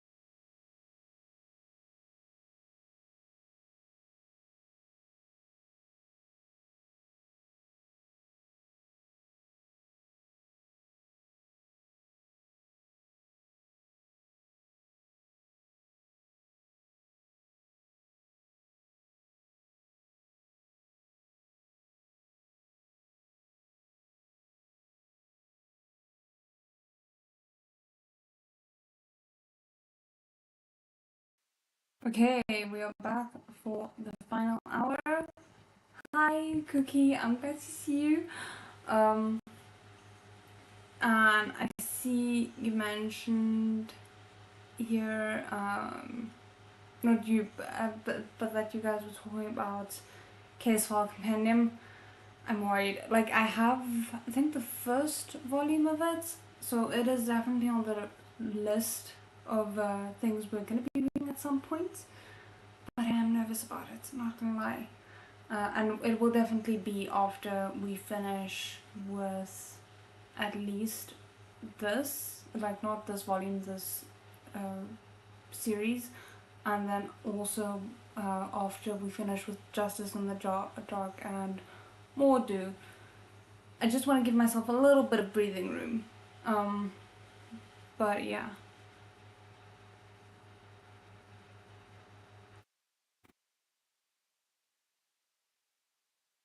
Not suitable for a read. I might do it on Patreon then. We'll see. It's weird. I'm very sensitive when it comes to not okay themes in visual mediums, but I'm much better overall. I mean, it does depend, but I'm much more tolerant of things when it comes to reading because I luckily don't have a very vivid imagination, which is a weird thing to say for someone who is trying to be a writer. But yeah. And Daisy, I don't think I've heard Daisy's name before, but that is like the cutest name. Okay, let us get going again. I have water with me for the final hour.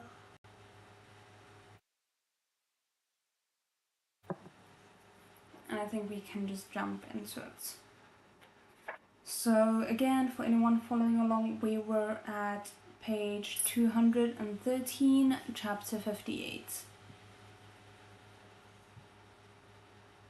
Leah recovered from his cold quite quickly. In the days during his recovery, he would spend 2 hours every day with Prince Jing in his human form, drinking his medicine, eating pastries, and calmly observing him. He wasn't even really sure what he was looking for, but once he'd calmed down, he thought it felt quite nice to be taken care of like this. Thinking back, Prince Jing hadn't just been kind to him these last few days. It had started back when he first appeared as Li Gongzi. Was that when the prince first fell for him? If he got this question right, he'd score major bonus points. But although Li Gongzi was curious, when he looked at Prince Jing's distinguished, gentle side profile, he couldn't seem to ask it. I think, I should be able to work it out if I keep watching him, Li Gongzi reassured himself. Imperial physician Xue checked his pulse for him a few more times and adjusted his medication. That sounds like a mix between medicine and education. Medication. Before finally pronouncing him fully recovered. Leah smiled from joy, but after he thanked Imperial Physician Xue, he found himself feeling strangely disappointed. He had recovered, so there was no need for Prince Jing to spend time with him anymore. He was once again just a servant in the manor, tasked with taking care of the fish. I keep forgetting that he is technically tasked with taking care of himself. Oh my goodness. Leah ignored the discomfort in his heart and managed to brightly smile as he said, "Thank you, Your Highness, for taking care of me all this time." Prince Jing smiled gently and nodded. Leah had recovered now, but he didn't know what had happened after Qianye tried to drug Prince Jing. He didn't dare ask the prince directly, so he tried to ask Wang Gongong instead. Wang Xi smiled at him. Chu Gongzi made a big mistake, he said, not revealing anything. He's been given the time to reflect on himself in his room. How do you know him, Li Gongzi? Leah couldn't explain, so he said vaguely, I've heard Chu Gongzi's name before when I was outside. It wasn't entirely a lie. The delicate concubine was famous for his looks and talents in the original story, and had already been very well known back when he was under the sixth prince. Perhaps this old servant had heard of him too, said Wang Shi, but that's all in the past now. Once someone has entered the manor, they ought to focus on being a good person rather than crafting filthy plots. Personally, this servant thinks Chu Gongzi brought this upon himself. Li Gongzi, you shouldn't feel bad for him or ask for forgiveness on his behalf. Wang Shi really was good with people. He even anticipated that Leah would ask for leniency. Leah paused. Of course not, he said. He wasn't that naive. Qi and Ye had the nerve to try and drug Prince Jing. Now that he'd been caught, it was already benevolent of Prince Jing not to kill him. Wang Gonggong just said he was self-reflecting, so there was no need for Leah to ask Prince Jing for leniency over that. There was no way he could know, though, what Wang Shi actually meant by reflecting on himself, so he didn't give it any further thought. Probably best that way, honestly. Tasked with taking care of yourself, also known as becoming an adult. Welcome to adulthood, Leah. Listen, some adults aren't even good with that, and yes, I'm talking about myself, unfortunately.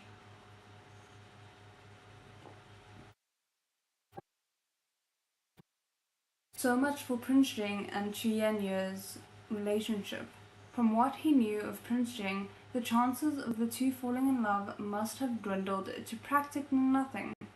It seemed like he was stable in his position as the one Prince Jing liked, and there was no need to try and set Prince Jing up with anyone else anymore. We're still convincing ourselves that it's just, for ease and to not make things difficult that we're allowing Prince Jing to continue liking us. I see you. Reaching this conclusion, Leah felt a sense of relief. He didn't want to find out what would become of Qi Yanyi. Prince Jing had already rejected Qi Yanyi back during the banquet. He could have lived a life completely different to the one he had in the book, but Qi Yanyi remained adamant on entering Prince Jing's manor. Leah only found out how exactly Qi Yanyi got in after Wang Gonggong explained.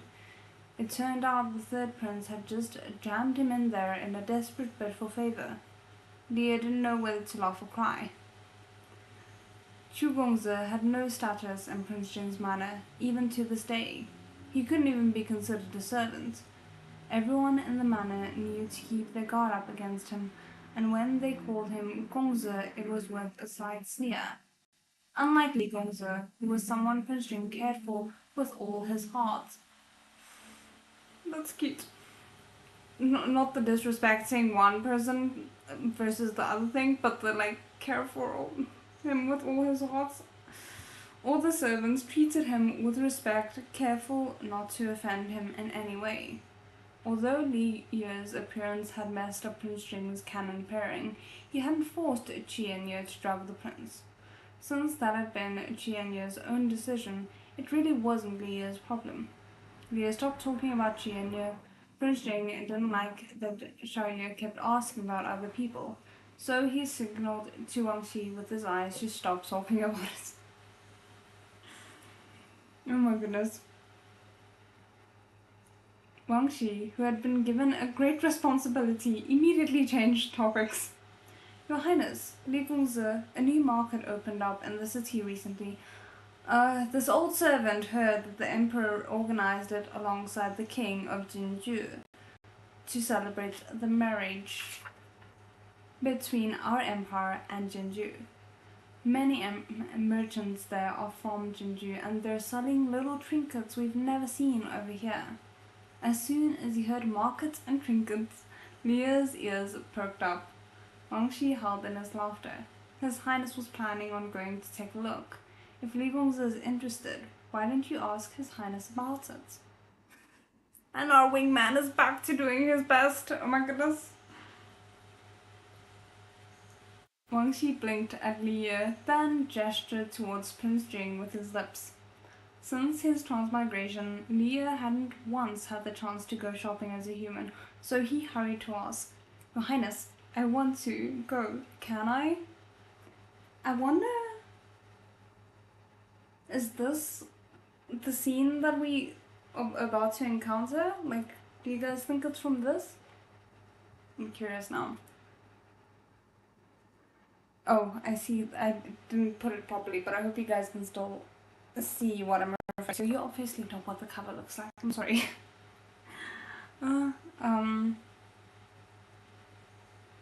That was what Prince Jing was waiting for. He nodded with a smile. Leah could finally go out and walk around. If he stayed in Prince Jing's manor any longer, he was going to grow mushrooms. Leah was thrilled, until he realized that by modern standards, he and Prince Jing strolling around the markets would be considered a date, right? So it was a date. He's like, I am so bothered by this. Let's just accept it and go.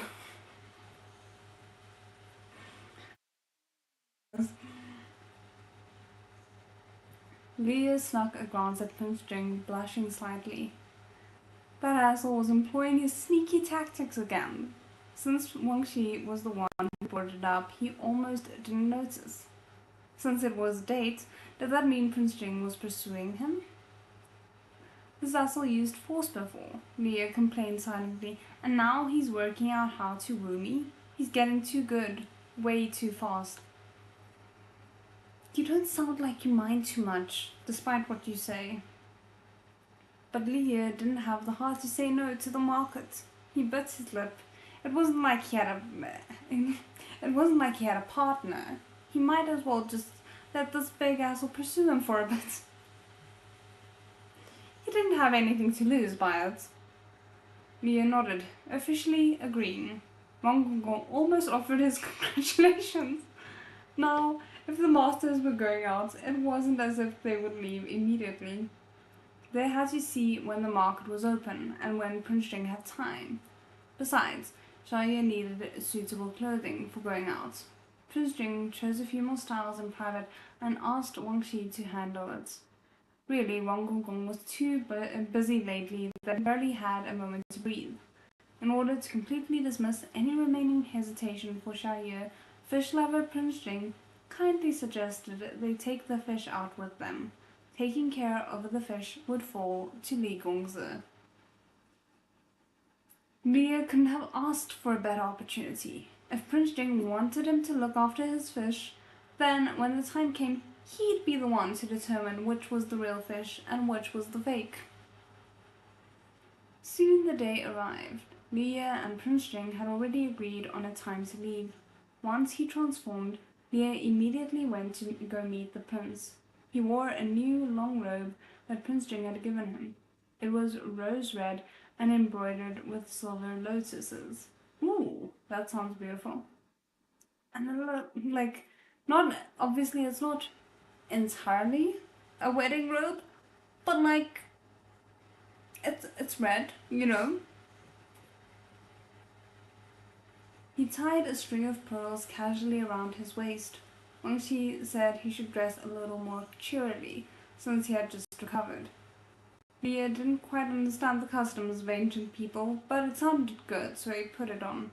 He still wasn't very used to the belts people wore in ancient times, but the clothes that Prince Jing gave him always came with very thin belts, so he didn't have to give himself a headache trying to tie them. I have to say, I kind of love the belts that people wear with the robes.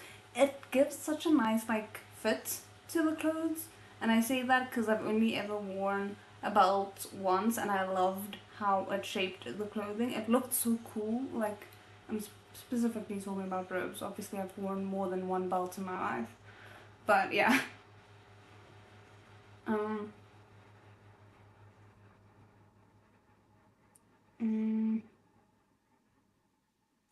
Red was an auspicious color and made one's skin appear paler. Leah felt like he looked a lot more hale and hearty wearing red. In the bronze mirror, his cheeks looked like he was wearing robe. He didn't normally wear such bright colors. Prince Jing stared at him for a long while before he was able to look away. Leah smiled, pleased. He understood that the clothes made the man, but Prince Jing's old clothes fit him so well. Yes,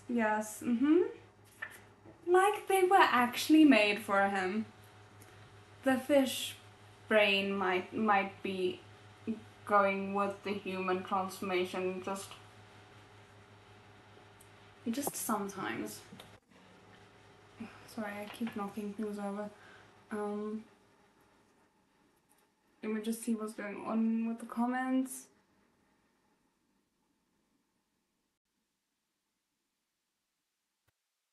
I'm not sure which volume 2. Are you talking about this volume 2? It's one of my favorite parts of the volume. Everyone aboard Jing Leah Express, next stop the market. Choo choo. One thing about is Shen in the live action. That man killed about fair. He did indeed. Okay. Where were we? Since he transmigrated into a fish, he didn't get to spend much time as a human. He was already incredibly grateful to have clothes to wear, so he never gave it much thought. But this time he did. Why did Prince Jing have such a huge pile of old clothes that all fit Leah? And why were these clothes all in colors Prince Jing would never wear? Yes, keep going.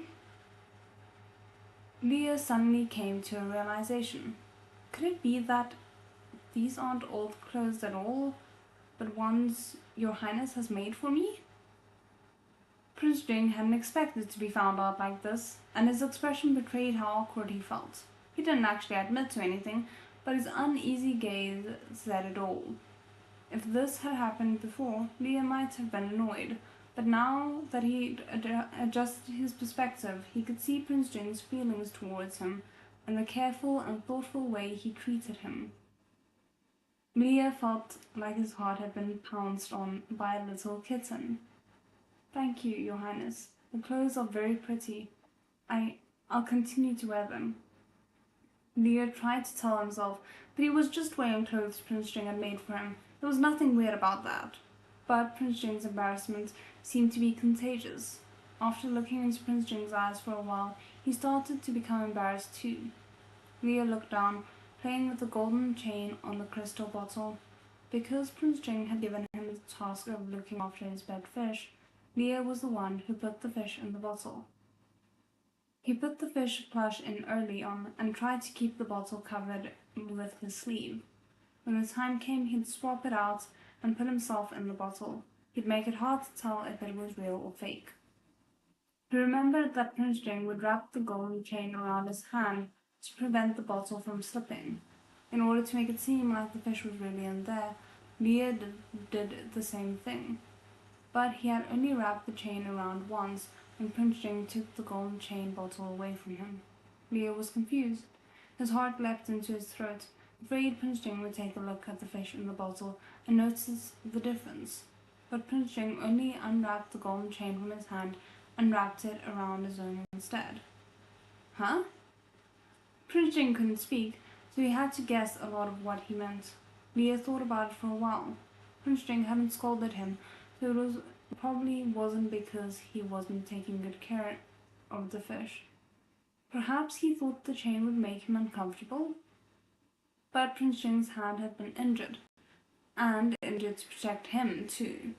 Remembering what Prince Jing looked like when he was bleeding to protect him made Leah feel he was going to drown in all his emotions. He'd originally planned to take a bit of time to calm down, but it was like Prince Jing had an invisible string tied to him, reeling him in bit by bit. Your Highness, Gongzi, it's time to go. Wang Gong came to ask for further instructions. The market was some way from the manor. Wang Gong had arranged for a carriage, and Leah had to make the most of his precious time. When it was time to get on, a servant bent down so Leah could use his back to step up into the carriage, but Leah politely refused. He really wasn't an aristocrat, and it wasn't hard to just hoist himself into the carriage. Thank you, because that's a bit awkward. Literally using someone as a stepping stool. I think most modern sensibilities would find that very, very odd.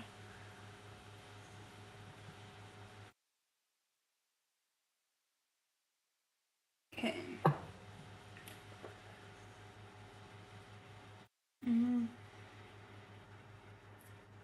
Prince Jing's carriage was a little on the small side.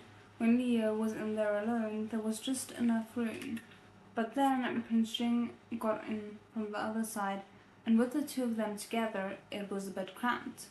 They had no choice but to sit face to face with their legs touching. Ah, what a terrible tragedy. When the carriage turned a corner or changed speeds, Leah would inevitably bump into Prince Jing or lurch against him. It never hurt, but Leah couldn't be any more flustered. He felt like he was taking advantage of Prince Jing. Every time he touched the prince, he would apologize. Prince Jing listened to his endless apologies, but his eyes were full of smiles. Stop, you big asshole. When you smile like that, why does it seem like you're taking advantage of me? Oh my goodness. The carriage soon arrived at the market, and Prince Jing helped Leah down. Leah had climbed up onto the carriage himself, but when it was time to get down, his legs trembled at the height. It was clearly a bit taller than he was. He had no choice but to swallow his embarrassment and let Prince Jing help him. But Prince Jing really knew how to take advantage of the situation. As soon as he saw Leah give in, not only did he take his hand, he even put an arm around his waist. Thanks to the difference in their heights, Leah couldn't refuse, and he had to endure being half carried, half hugged off the carriage. Having heard that nobility was coming, a lot of commoners had gathered at the market. It was a large, bustling crowd. Leah had just stepped foot onto the ground and escaped from Prince Jing's arms when he heard the people whispering among themselves. Who is that noble? The carriage looks like it's from Prince Jing's manor. Have you heard of Prince Jing? Of course I've heard of His Royal Highness Prince Jing.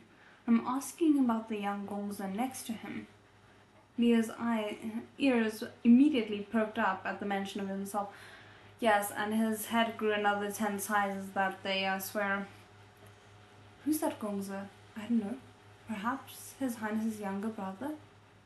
Do you hug a younger brother like that? Look at the way His Highness is fussing over him. He must be either a consort or a concubine.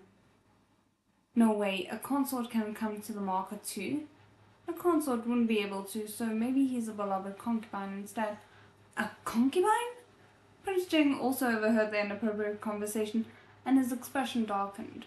Leah thought it was understandable that people would gossip if they didn't know the truth, and it was unavoidable that Prince Jing would get angry too.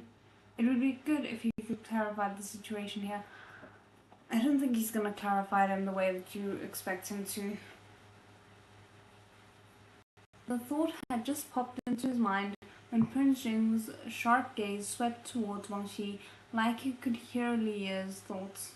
With a start, Wang Shi immediately ran over and pulled the uninformed commoners to the side to talk to them. Once he'd done as the prince asked, Wang Shi turned to the group smiling.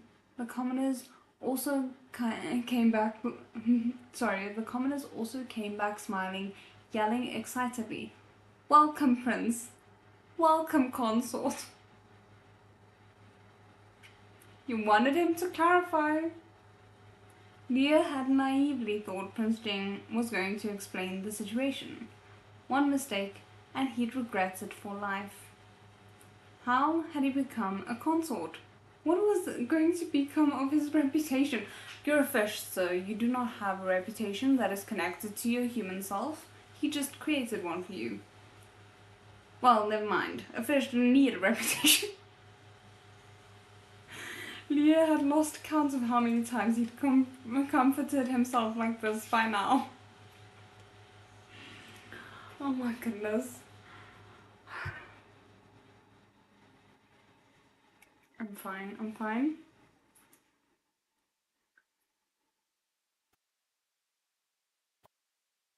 Okay, let me just...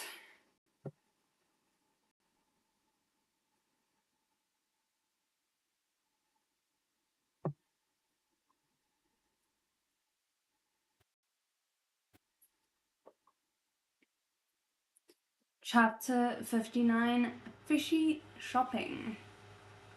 Now that the people had all started calling him consort, Prince Jing's expression relaxed a bit. But it didn't seem like he had any intention of correcting them, nor did he express anything further to Leah. Leah thought of Prince Jing mentioning anything about it. Leah thought if Prince Jing mentioned anything about it, he could deny it, since they weren't actually married. It would be no good if people misunderstood. But Prince Jing never brought it up, and he couldn't very well mention it himself, lest it seemed like he cared about the title of consort. So he just had to endure a bunch of people calling him a consort and couldn't say anything to deny it. Leah was starting to regret leaving the house. Sob, sob, sob. Why did he have to be forced into the situation just because this big asshole wouldn't say anything? Wang Shi had come to this market beforehand to take a look around, and he quietly introduced everything to Prince Jing and Leah. If the masters were interested, he could lead the way. The manor's guards protected Prince Jing, while Prince Jing protected Li Gongzi. Although there were plenty of onlookers, no one came over to bother the group. I like that, obviously this novel and the novel series as a whole errs more towards the ridiculous side, but there are small details that I like them bringing up. For example, the fact that Wang Shi put in the effort to go and check the market out beforehand so that he could be their guide if necessary. I just feel like that, that feels like something that would plausibly happen. Prince Jing handed the simple map Wang Shi had drawn to Leah, clearly wanting him to take the lead. Leah only had 2 hours. He couldn't waste his time on needless pleasantries, so he accepted the map without any hesitation. Wang Shi's map was simple and easy to understand. You could see how everything was laid out in a single glance. The market had 2 entrances, north and south. Right now, they were at the north entrance, and all along the main road were plenty of stalls and shops. There was even a restaurant, and acrobats from Jinju were performing inside. Leah knew he couldn't explore every nook and cranny of the market, so he headed for the busiest area. The restaurant was said to be the largest in the area, and although it was owned by a local, all the chefs were from Jinju. Apparently, the people of Jinju excelled at cooking beef and lamb, so the restaurant's speciality was barbecued whole lamb and all kinds of kebabs. All of this made Leah extremely excited, and he couldn't help drilling up the thought. Your Highness, let's just follow the main road slowly south.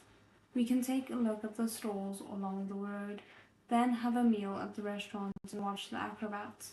Then, once we've reached the south entrance, we can leave. How's that? It was a straightforward plan, and Prince Jing had no objections, so he ordered Wang Shi to make it happen. Wang Gonggong immediately ordered the guards to jog to the restaurant to reserve the best private room. A whole lamb would take quite a while to cook, so they could ask the restaurant to start preparing it right away. That's actually clever. Li Gongzi and His Highness would walk around a bit, and by the time they made it to the restaurant, it would be about time to eat. And so Leah and Prince Jing started to browse the market as planned. Just as Wang Shi said, there were plenty of Jinju goods on sale. Leah had only read a few lines about this in the original novel. The people of Jinju liked thick, sparkly, impressive gold accessories, especially bracelets and masks. They would often be carved with Jinju's three-legged crow motif. Leah loved sparkly things too. Every time they passed by a store with these golden accessories shining in the sun, he would always stop and take a curious look. Prince Jing noticed a white jade hairpin with a rare fish design on the end. A piece of inky jade was used for the fish's eye. Prince Jing thought the hairpin was made quite nicely. Although the material used was a little rough, it looked rather like a shayur. He asked for the hairpin to take a closer look.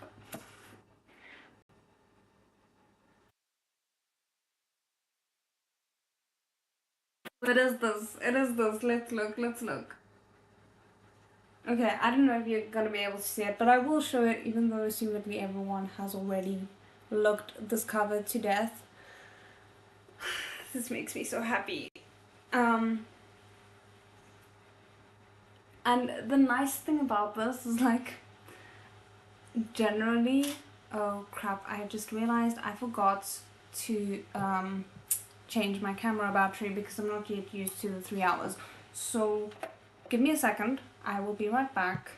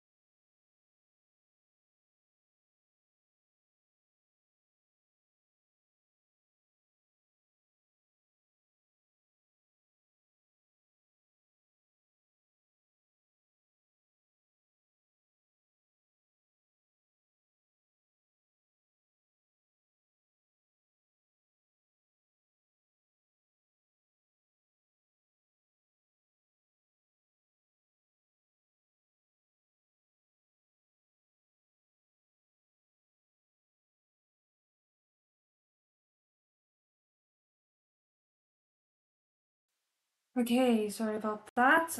What I was about to say was that even though generally I try and suspend my disbelief, I do have a little bit of a tendency to overthink things. So what I like about this is where generally my thought would be, you know, oh, they just happen to have a jade hairpin that has the shape of a fish. You know, even though it's super cute and I would still be here for it, there is a part of me that's like, oh, what a coincidence. But the fact that this is a novel makes it more believable, because it's like, of course they're gonna have a jade hairpin that looks like a fish, because it's a novel, and you kind of like want those kind of cliches in the novel, because clearly the novel is working to put them together.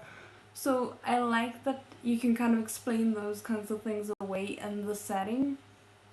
Um, but anyway, okay, sorry, let's get back to it. And I just lost our place again. Okay,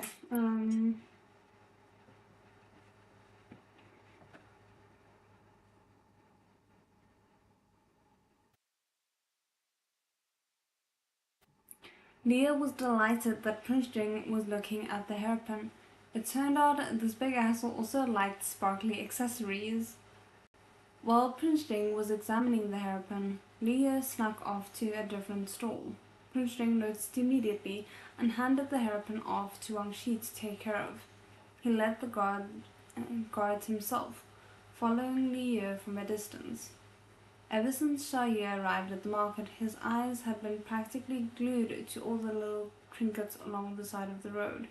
There wasn't anything wrong with letting the carp spirit enjoy himself for a bit. I mean, you don't have money, so you're kind of gonna need your walking pouch person if you actually want to buy something.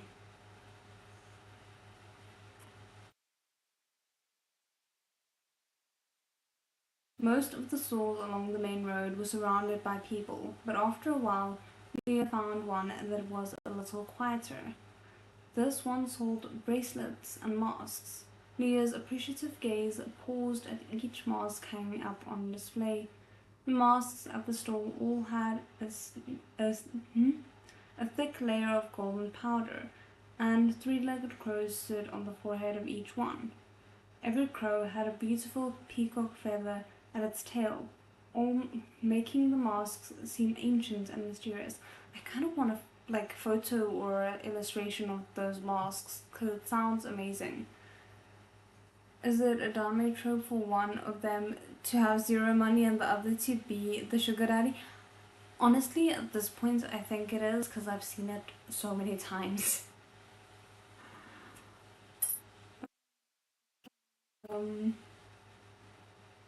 After looking at the masks, Leah went to look at the bracelets. Imitating Prince Jing, he picked up a golden bracelet and observed it carefully under the sun. A three-legged crow was carved on the inside, just like he heard. Leah felt the bracelet with his fingers, feeling like it had been polished very smoothly. Other than the crow on the inside, there was no other embellishments. Trying it on, the thick, heavy gold on his thin wrist really gave off a feeling of new money. Leah thought it didn't suit him and tried to take it off. But the merchant saw that Leah was alone and he didn't know who he was, so he said with a smile, "Since you've already put it on, customer, that means the bracelet is fated to be yours. This is a custom of ours in Jinju. Convenient. Please don't try and go against fate. Buy it." The merchant was thick and muscular, with a dense moustache, and like many Jinju people, his eyes were slightly deep-set. He was trying to force Leah to buy the bracelet immediately, and he wanted 50 taels for it. Leah was a little panicked. He'd only tried it on once, and it was so expensive. Had he really run into an ancient version of hard selling? "Sir, you are from modern times. You should be able to, put your foot down." Inflation is probably still a thing, even in ancient times.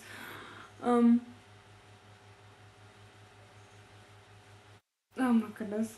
He really should have just told the man he has no money and then see how quickly he removes that bracelet from him.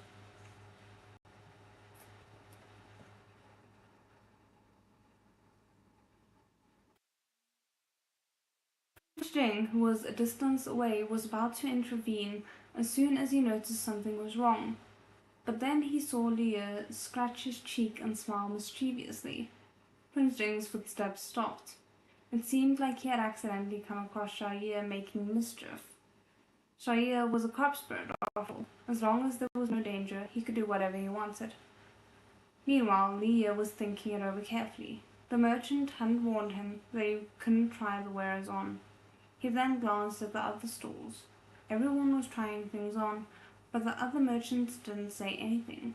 This was the only stall abiding by this Jinju custom. Leah immediately understood he was being scammed. Leah wasn't worried at all when faced with such a person. He said slowly, "Sir, when I first put it on, you didn't say I would have to buy it if I tried it on. Why are you only telling me now?" Now it's not too late. The merchant threw all shame out the window. My bracelets are imbued with spirits. Now that you've put it on, you've sucked away the spirits inside. If you won't buy it, how will I sell it to someone else? How could he make up such a stupid story? Sir, you can turn into a fish. I don't think you have room to speak. Leah weighed the bracelet in his palm. It was quite heavy, so it was probably worth a lot, but definitely not worth 50 whole teals. Leah had heard Wang Shi mention before that 10 teals was enough to support an ordinary family for a whole year. Oh damn! She really is trying to sell him a lot. How could he buy an accessory that was worth 5 years of expenses? Besides, he didn't have any money. He was in charge of taking care of the fish at Prince Jing's manor. His work was very easy, and Prince Jing took care of all his meals and clothes. Leah never thought to ask for pay. He was just a transmigrated fish.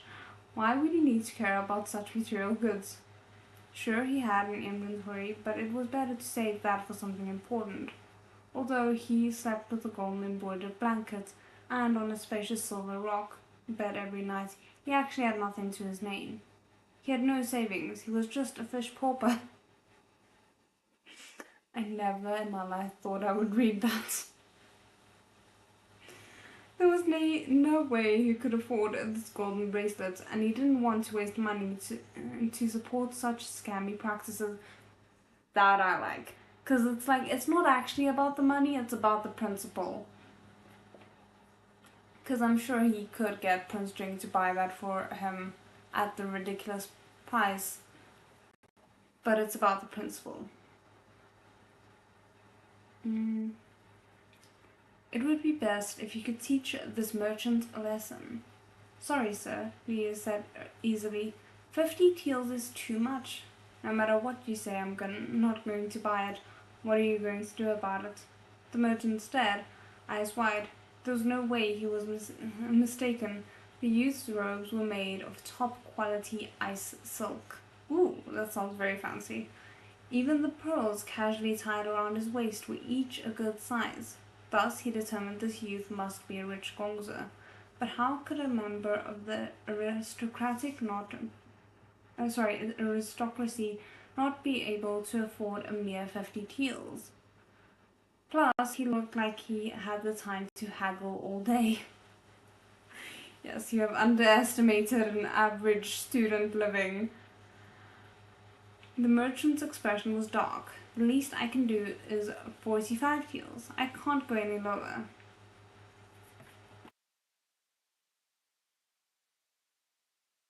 Leah sighed. Sir, I can't afford 45 teals either. The merchant held on to rope. Each time he would go down by 5 teals.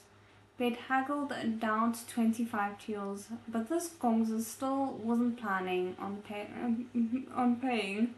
The merchant was starting to get angry. Then how much can you afford? Sorry, sir, I forgot to bring my wallet today. Oh no! Oh, that's good. Leah stuck his tongue out and smiled. The merchant nearly passed out from rage. Why are you out shopping if you don't have money? Leah said innocently. You never told me I had to buy the bracelet if I tried it on. The merchant was so angry that he wanted to chase him away. He was just about to curse Leah out when, out of the corner of his eye, he saw a tall youth with a bunch of servants standing behind the young gongzer. This tall young man looked over with a cold expression and met the merchant's eyes. The threat in them was obvious. The merchant realized this must be the young gongzer's backer, and he trembled. His mouth gaped open and shut, but he swallowed his curses back down. Meanwhile, Leah had no idea someone was supporting him in secret. The merchant fell silent, and Leah put the bracelet back on his arm. The merchant was baffled by his actions. Quietly he said, You won't buy it, so why are you still wearing it?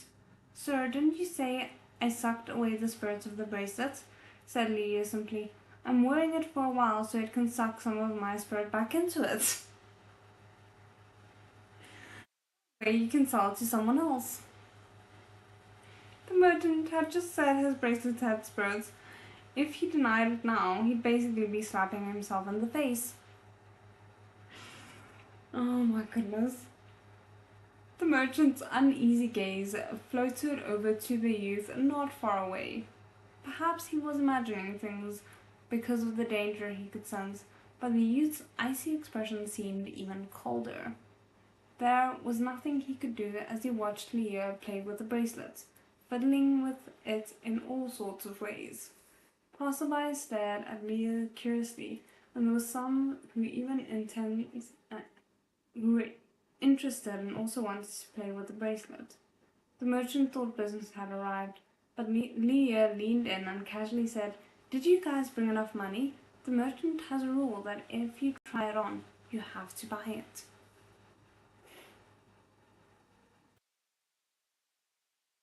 That is so clever. And I don't feel bad for the merchant, but also like, I don't know, I'm feeling very conflicted right now.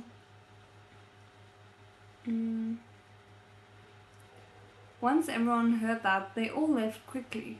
The merchant was furious and frustrated, but he couldn't show it. In the end, he could only ask Leah to return the bracelets and go somewhere else. Leah was all smiles. "I hope your business does well," he said. "I'll be back next time." I'm thinking about a very specific Disney movie that is a live action that's gonna be coming out soon. And one of the comments was like, "Is that a threat?" Because that's what this feels like. It's like, I'll come back again soon. Leah is clever sometimes. He's clever when it comes to anything and everything except Prince Jing.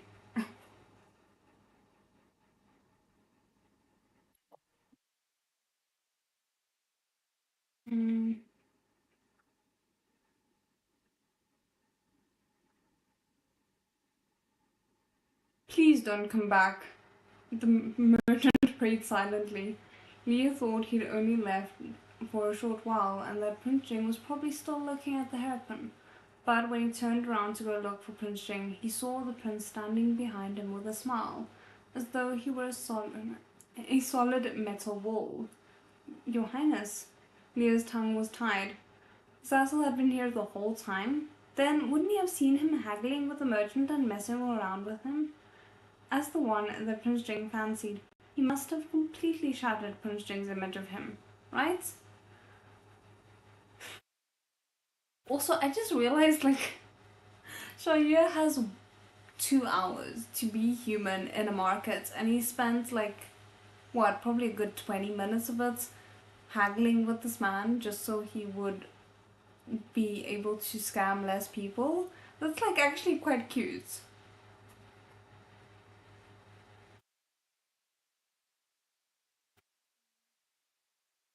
Leah was a little hesitant, but Prince Jing was smiling as he walked up to him.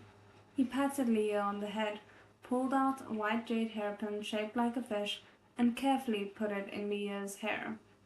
When Leah had first transformed into a human, the system had made some adjustments to his appearance, making his hair longer so that he'd fit in. Nobody had commented on it, and so Leah didn't give it much thought either, assuming he was doing enough to follow the customs. Every time he transformed, he was always in a rush. Having clothes to wear was good enough. He never had time to braid his hair or put on a hairpiece. Usually he left it loose behind him. Prince Jing thought he liked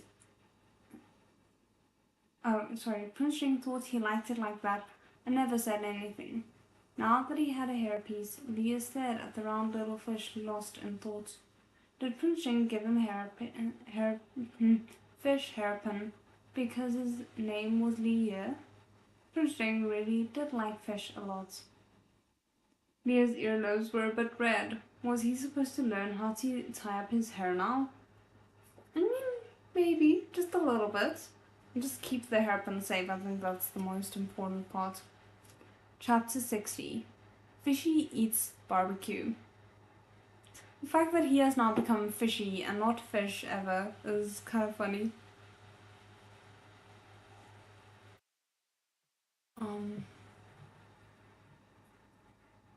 Leah had the confidence I wish I had when getting a scam caller. Same. I only get the confidence when dealing with a scam caller if it's someone trying to scam my parents. Really did like Fish a lot. Oh my goodness, how oblivious, yes. Leah saw many more trinkets as he continued down the road. Although his mood had taken a bit of a hit from the con artist merchant, so he really was just window shopping. When they arrived at the restaurant he'd been looking forward to, Wang Shi was already waiting in front of the elegant two-story building. The restaurant was called Dream of a Spring Breeze. Oh my goodness, that's beautiful. Leah thought it was unique, especially since this was basically a barbecue restaurant. Wang Shi had booked the best private room upstairs ahead of time and told Prince Jing and Leah that all of the restaurant's signature dishes were waiting for them upstairs. Thinking of the hot barbecue lamb and skewers, Leah sped up. Please don't make me hungry, I have to go to sleep now, damn. Prince Jing observed all of this. When they arrived at the room, the rich smell of meat came wafting towards them. Leah inhaled deeply. How lovely. Exactly the same as in modern times. But no matter how excited he was, he should let Prince Jing go first. Snatching back his gluttonous soul that was about to fly out of his body, he shifted to the side. But Prince Jing walked over to him so they could walk in together. Before Leah could react, there was a warmth surrounding his hand. Prince Jing was already pulling him towards the head seats. He couldn't let go, so he couldn't continue to hold. But he couldn't continue to hold Prince Jing's hand either. This was the first time the restaurant had welcomed such an esteemed guest. The owner and several other workers were right in front of them. If he shook off Prince Jing's hand right now, would that embarrass him? By the time he realized Prince Jing's pride had nothing to do with the fish, Prince Jing had already sat down. But you're not currently a fish, though. Prince Jing had already sat down. Tugging on his hand a little, he signaled that Leah should sit down too. Leah immediately noticed something was off. He was sitting right next to Prince Jing. They'd sat together before when they were drawing, but now that he knew Prince Jing liked him, and after the shock of being called consort outside, Leah was quickly realizing the position next to the prince should be for the consort. He hadn't even managed to deny the title properly yet. If he sat down now, wouldn't it really be true? Leah was still hesitating when Prince Jing took the leg off the barbecue lamb and put it in the little bowl in front of him. Leah's eyes immediately lit up. Ooh, it's so big and smells so good. He'd never eaten a lamb leg that was roasted to golden brown and crispy. Leah didn't waste any more time thinking. He just sat down in front of the bowl. Next to the bowl were several silver plates holding seasonings like chili powder, cumin, peanuts, and fermented black beans. There are so many, Leah exclaimed, surprised and delighted. This is the custom in Jinju, the owner explained. You can eat the meat by itself or dipping it in seasoning. That sounds amazing, damn. Hi! Yes, it is back. We are on page 232 if you want to follow along, but we are almost done for the night, unfortunately.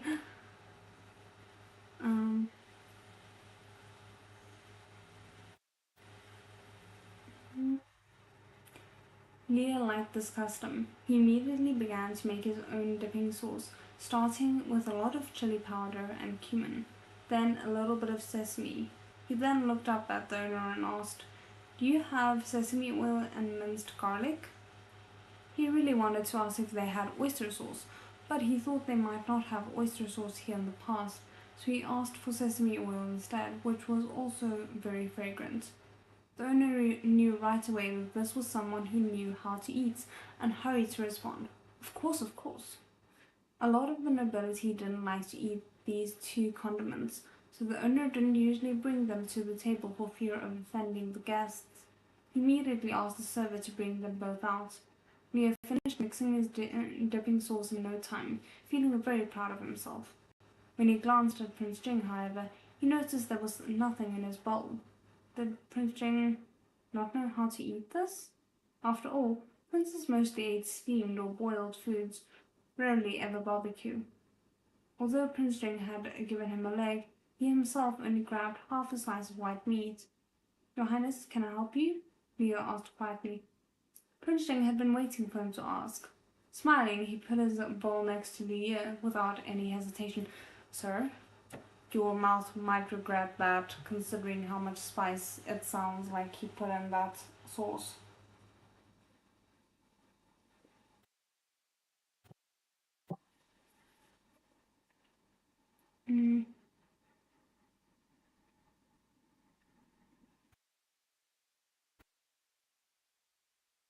As Leah put seasoning into his bowl, he asked carefully, "Does your Highness eat garlic, or does your Highness eat peanuts?" I appreciate that, because we never know, someone might be allergic. Meanwhile, His Highness was too busy watching him. He randomly nodded or shook his head, not knowing what he was answering. Oh no. And right after I gave Leah the props. Before long, a bowl of sauce was presented to him. Prince Jing vaguely remembered the smashed cucumber Shaya had made him. "Alright, I made that according to your Highness's tastes," said Leah. "Try it. It's definitely much better than eating plain meat." Prince Jing nodded. Under Wang Gong's worried gaze, he grabbed a piece of meat, dipped it into the sauce, and ate it without a change in expression. Delicious. The prince smiled, satisfied. I'm honestly shocked, because, if I think about how the average person who is not familiar with the taste feels about a sudden new change in taste, myself included, it's usually not positive. It's okay, I'll go back to watch later. Also excited to get volume 4 from Amazon. Oh, I need to order that before the special editions run out. Another downmade trope, one of them adores spice, the other is practically allergic. Oh goodness, yes.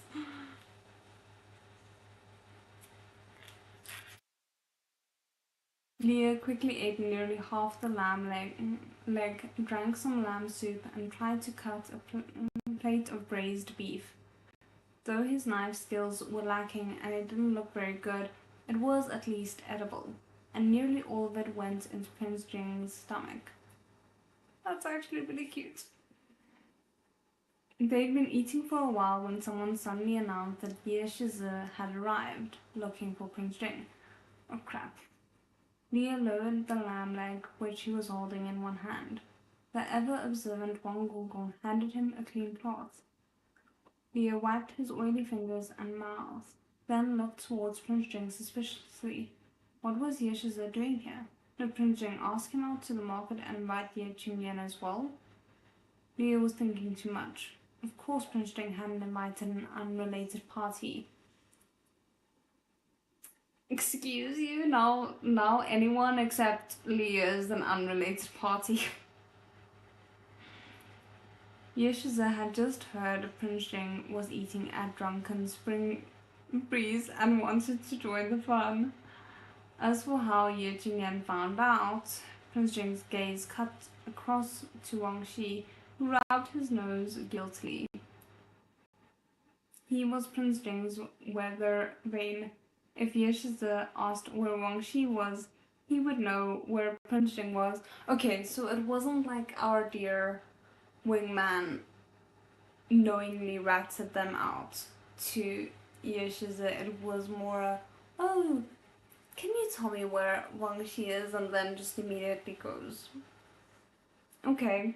I mean, I don't think we can blame Wang Xi too much for that. Prince Jing ordered Wang Xi to let Ye Qingyan in. Ye Shize usually had his dog with him, but today he was finally here with someone else for once. His new, like, soon-to-be wife? Because I actually think I can't remember much about her, but I had a good impression of her, if I'm not mistaken.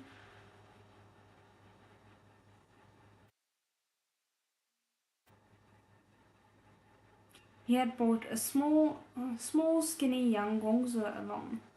Oh, this Gongzi had a kind of feminine beauty that could rival Chu Yanye's, with a pair of glistening peach blossom eyes, an upright nose, and small cherry lips.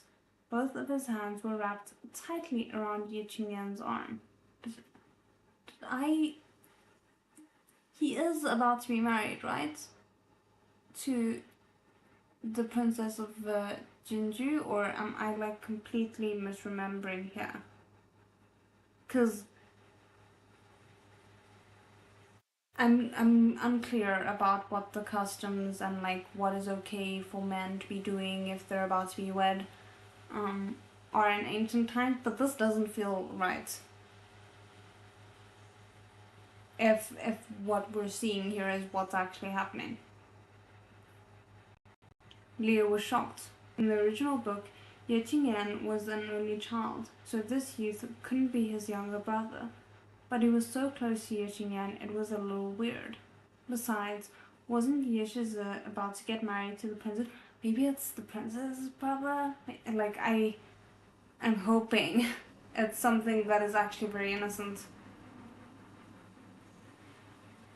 Why was he this close with a young man? Unless something occurred to Leah. He glanced at Prince Jing suddenly. I can't believe I'm about to read the sentence. People, please forgive me. Was being gay contagious? Ye Qingyan had never treated Prince Jing as an outsider. Now that he'd brought this young Gongzi here, though, he seemed like he was hiding something. He hadn't said anything, but he kept giggling. Leah thought it was even more suspicious. At first, the youth next to Ye Qingyan was surveying the surroundings. Leah didn't have any reaction, but when he saw Prince Jing, the youth suddenly covered his mouth and said something in a murmur. But as soon as he spoke, the jig was up, because what came out of his mouth was a beautiful girl's voice. We love it, loyal king, we love it, we love it. If it's actually the princess, like I'm assuming, then I'm here for it, and I'm so happy about it.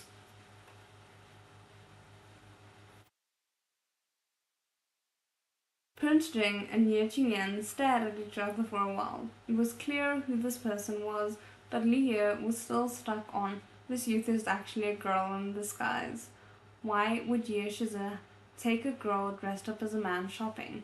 Does Ye Shize have someone else? And other melodramatic guesses. Without realizing, he spoke his thoughts out loud. Ye Qingyan chuckled. I don't have anyone else. This is the princess.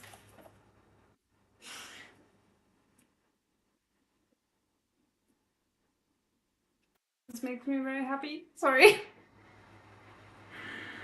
Oh, I love it. I love it. I love it. Okay. Huh?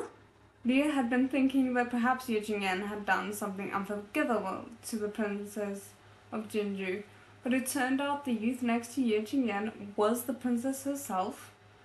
Leah was even more shocked than before. He'd once glanced at the princess from far away at the banquet held in Yangxin Hall. At the time, the princess had spoken out on the fish's behalf and talked back to the second prince.